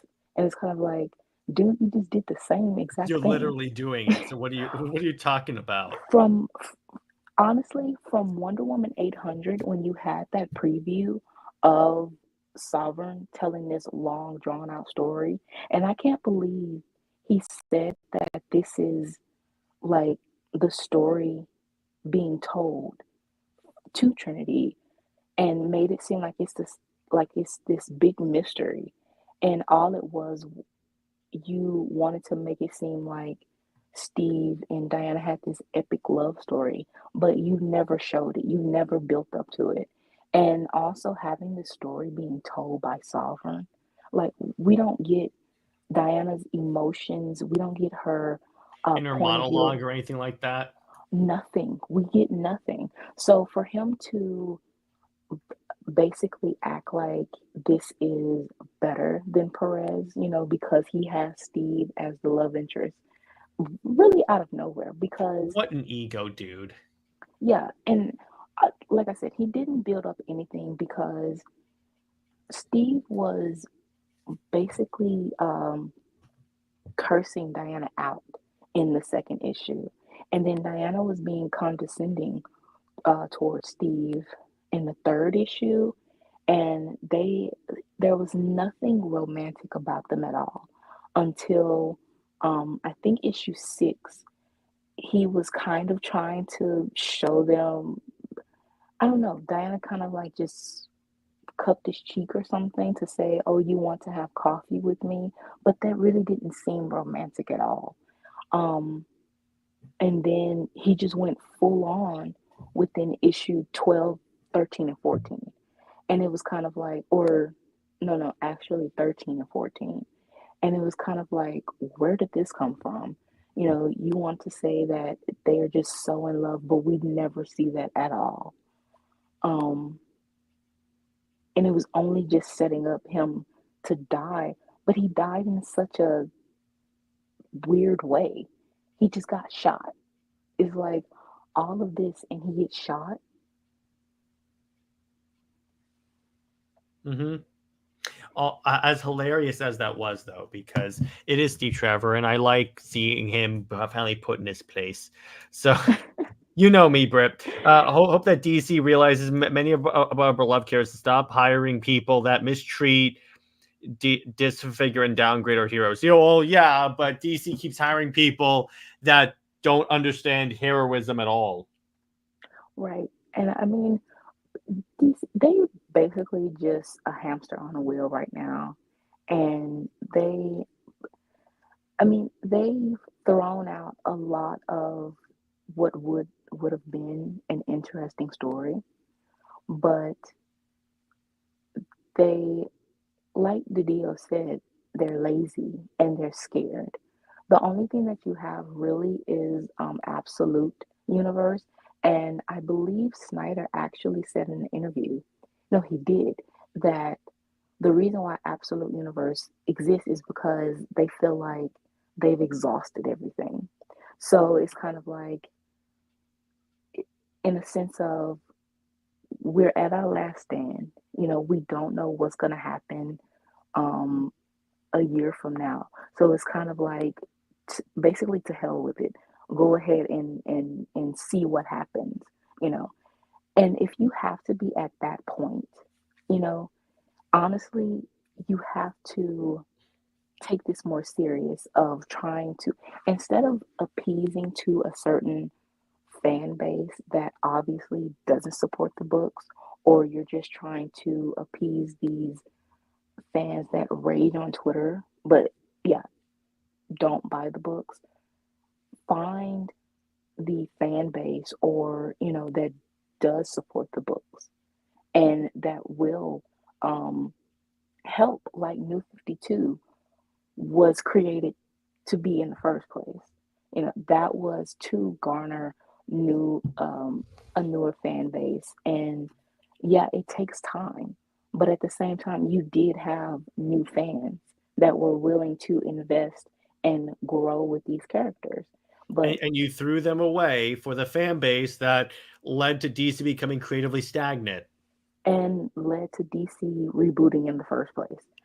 Exactly. It's according to Dan DiDio, but more on that in a future episode. So I think this is a good place to leave it. This was a really fun episode. I had a blast with this one, and we'll announce what next week. Do we have like a plan on what next week's episode is?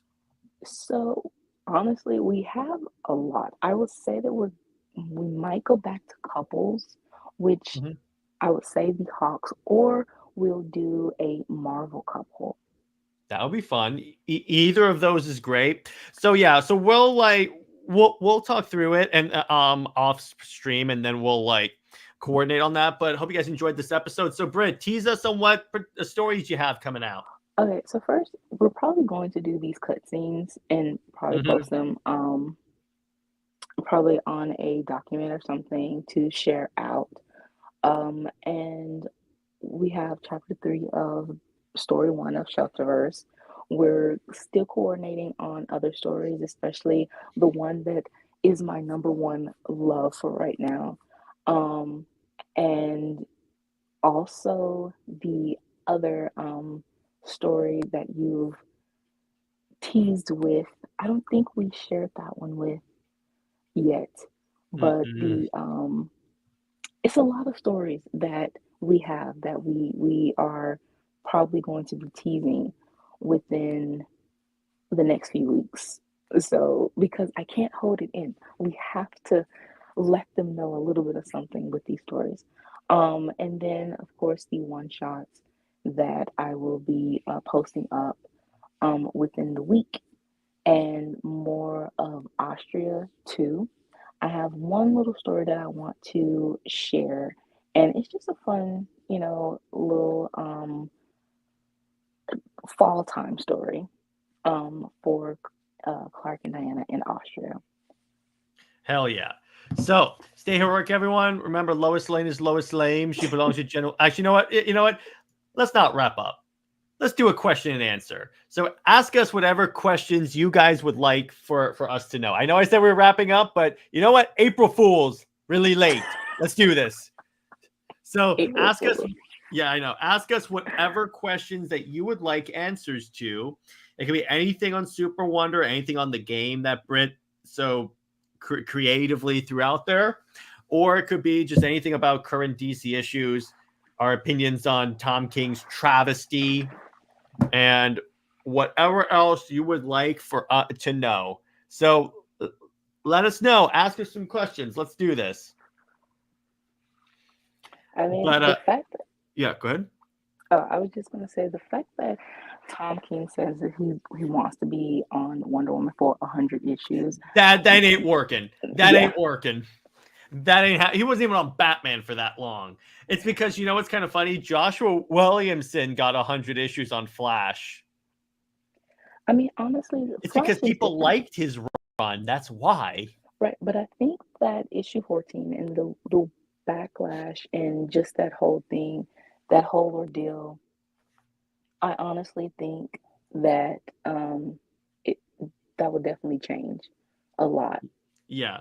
But Cameron says, what would be what would be the side quest for this game, and would you put in the Arkhamverse? Nope. Would not put in any other as Brit says, not really in any continuity. It's like it's in it's in its own thing, right? Right, it's its own thing. The side quest is the quest with the children Okay. of the multiverse hopping, the little challenges with you know, just them learning of these different different universes and different relationships that they have. So you could have a series of challenges like labors, if you will, like Hercules' 12 labors. That is Clark trying to prove to the gods that he is worthy of Diana. So he has to undertake these 12 challenges. That would be so neat. Yes. So it's essentially Hercules' 12 labors. I think he should definitely have like gladiator armor then for that. War World. We forgot the War World suit. Oh my god, yes. We forgot to put the War World suit for a suit. Diana would definitely love that. Yes, he has the War World suit. He could even call him her barbarian. Yeah. Yes. And then Clark goes, and then Clark goes, all right, Xena. Yeah, we're definitely having that for the 12 laborers. But by the way, Brit, you know what's kind of funny is Mark Waid is kind of doing his own War World saga in Action Comics right now, because the story is, so someone is like experimenting and like abusing people in the Phantom Zone. So Clark goes in there to liberate people in the Phantom Zone. He goes, even if the people in there are like the worst criminals, they don't deserve to be tortured. I mean, Mark Waid. Let me see. I know Mark Waid. So I would say that I can see why Dan DiDio and, you know, they kind of banned him in a sense. But his stories are interesting. I just think that the execution is a little off, and it's a little bit pandering and boring.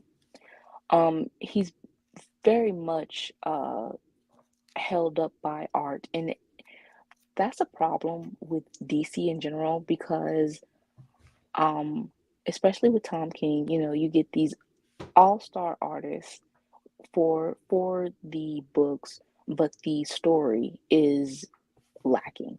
Well, even on that, I was thinking about this because I read the last issue of Absolute Power, and here's the problem with that.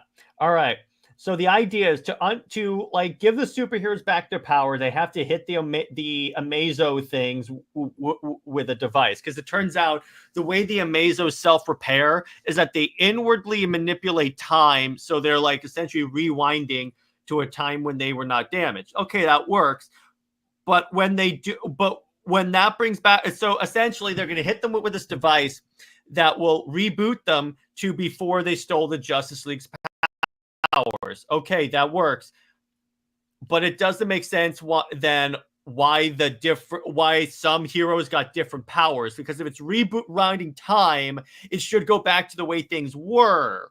Exactly. Like, how did, unless you're trying to do a whole monkey's paw type thing, but that still really doesn't work for me. That's the thing. There's no internal logic here, or it's inconsistent logic is what it is. Right. Um, it honestly just feels like Williamson probably had the idea to give Lois powers. So it was kind of like, well, let's just randomly have everyone switch up powers or something. I know that they will have Arthur and Mira switch powers, but again, it seems like none none supers shouldn't have that ability to get powers. It should be powered people, switching. It just seems so off balance when you try to give non-powered, um, you know, powers. Yeah, it's honestly, it is very like see the thing about it's just again, I wish that they, because it would make, there's a way that they could do it, like maybe like there was a contingency plan in the Amazos in case this happened, and that's how the different powers happen. But it's like, and I know what they're gonna do. That's gonna be how they're gonna try and explain how Lois got powers. But even with that, it's like, even with that, I'm like, why would she get powers? She was nowhere near the battle. But it's like, what? Exactly. She was nowhere near the battle, so how did she get powers? Again, they have the special, I think, in December to, I guess, explain this or whatever.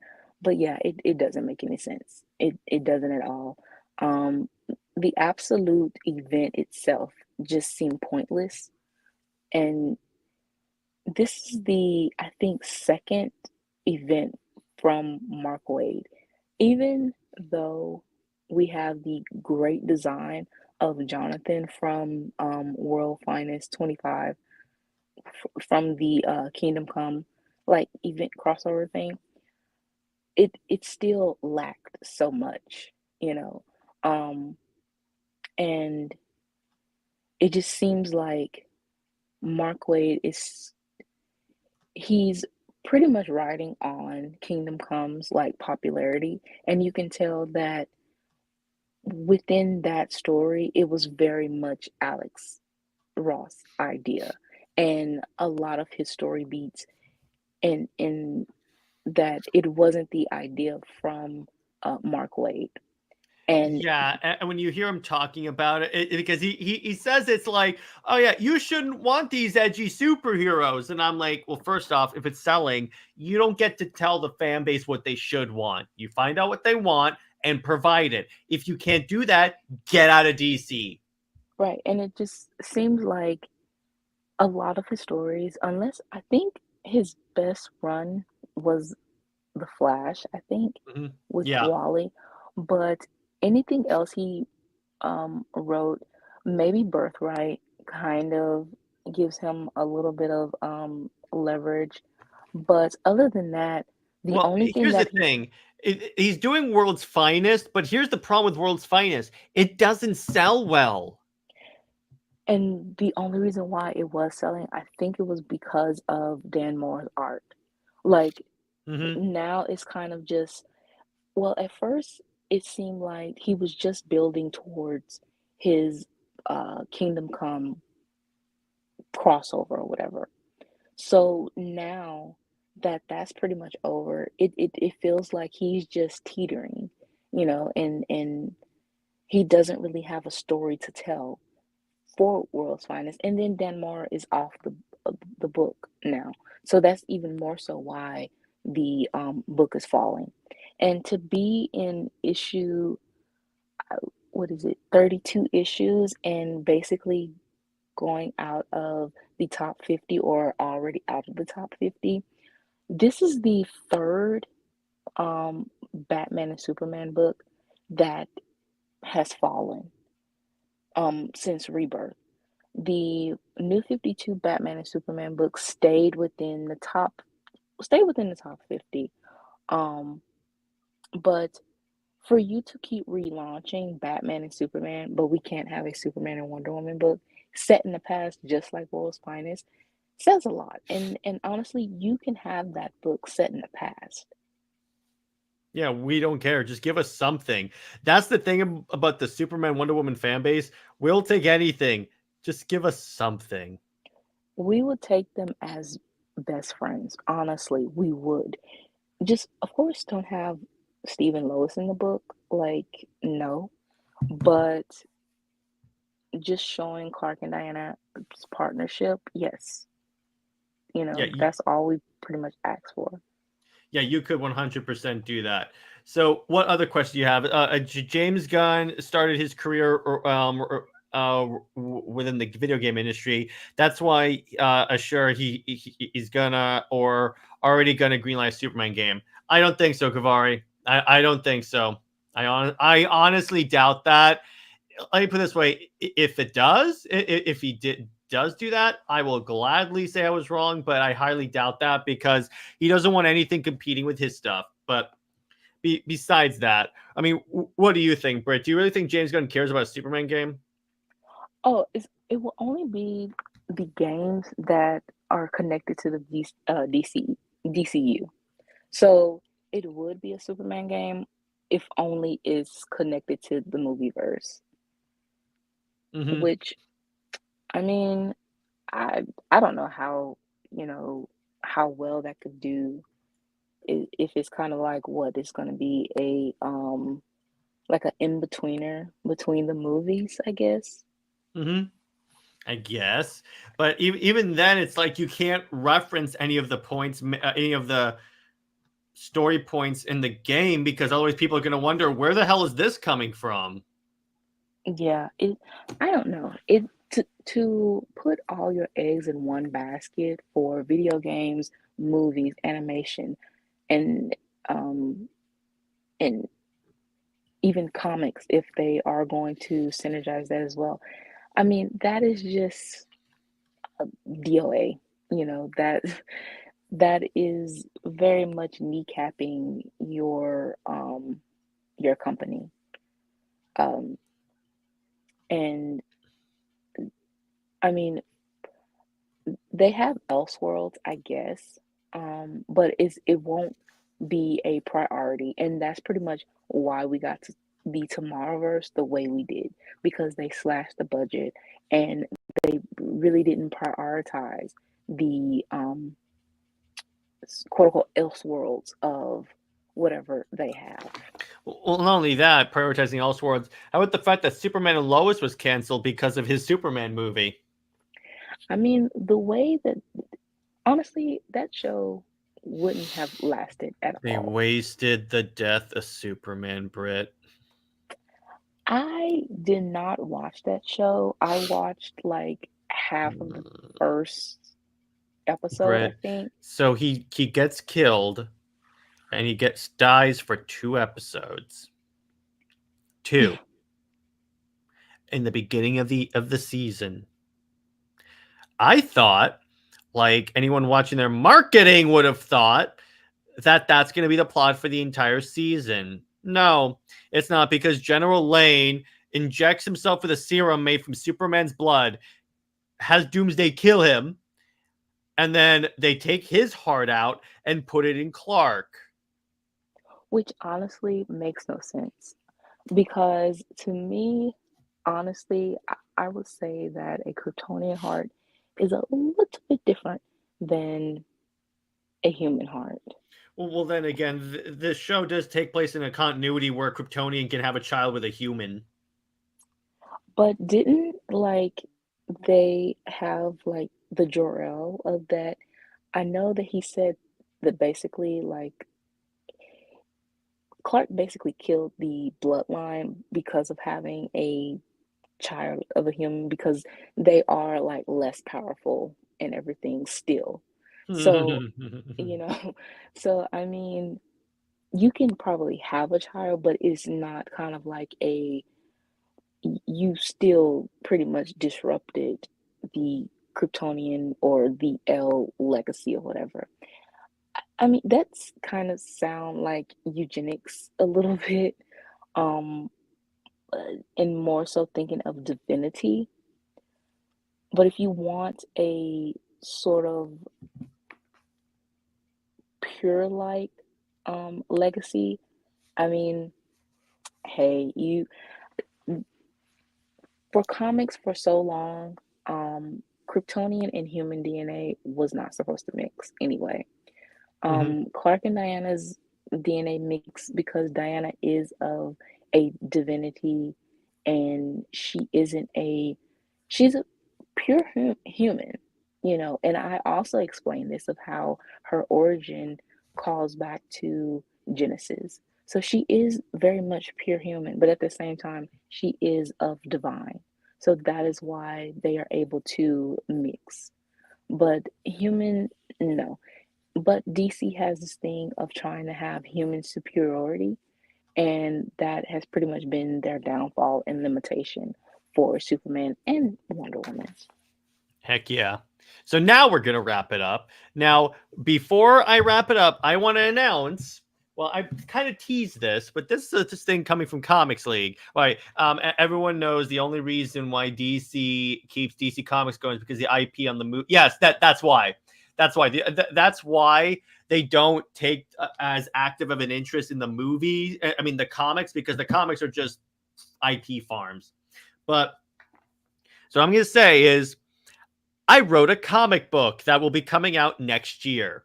More details on that So later. exciting. Yeah, so a lot of this is my tribute to like a lot of DC inspired stuff, particularly SuperWonder. So be on the lookout for that. It's being drawn by Dawson from the Four Nerds. The book is actually drawn and completed. We just have to finish some stuff on the finalize some covers. There will be variant covers, credits pages and stuff, but more on that later. So now we can say, stay heroic, everyone. Remember, Lois Lane is Lois Lane. She belongs to General Zod. Zoe is the Max Abad for life. We'll see you later. Bye-bye.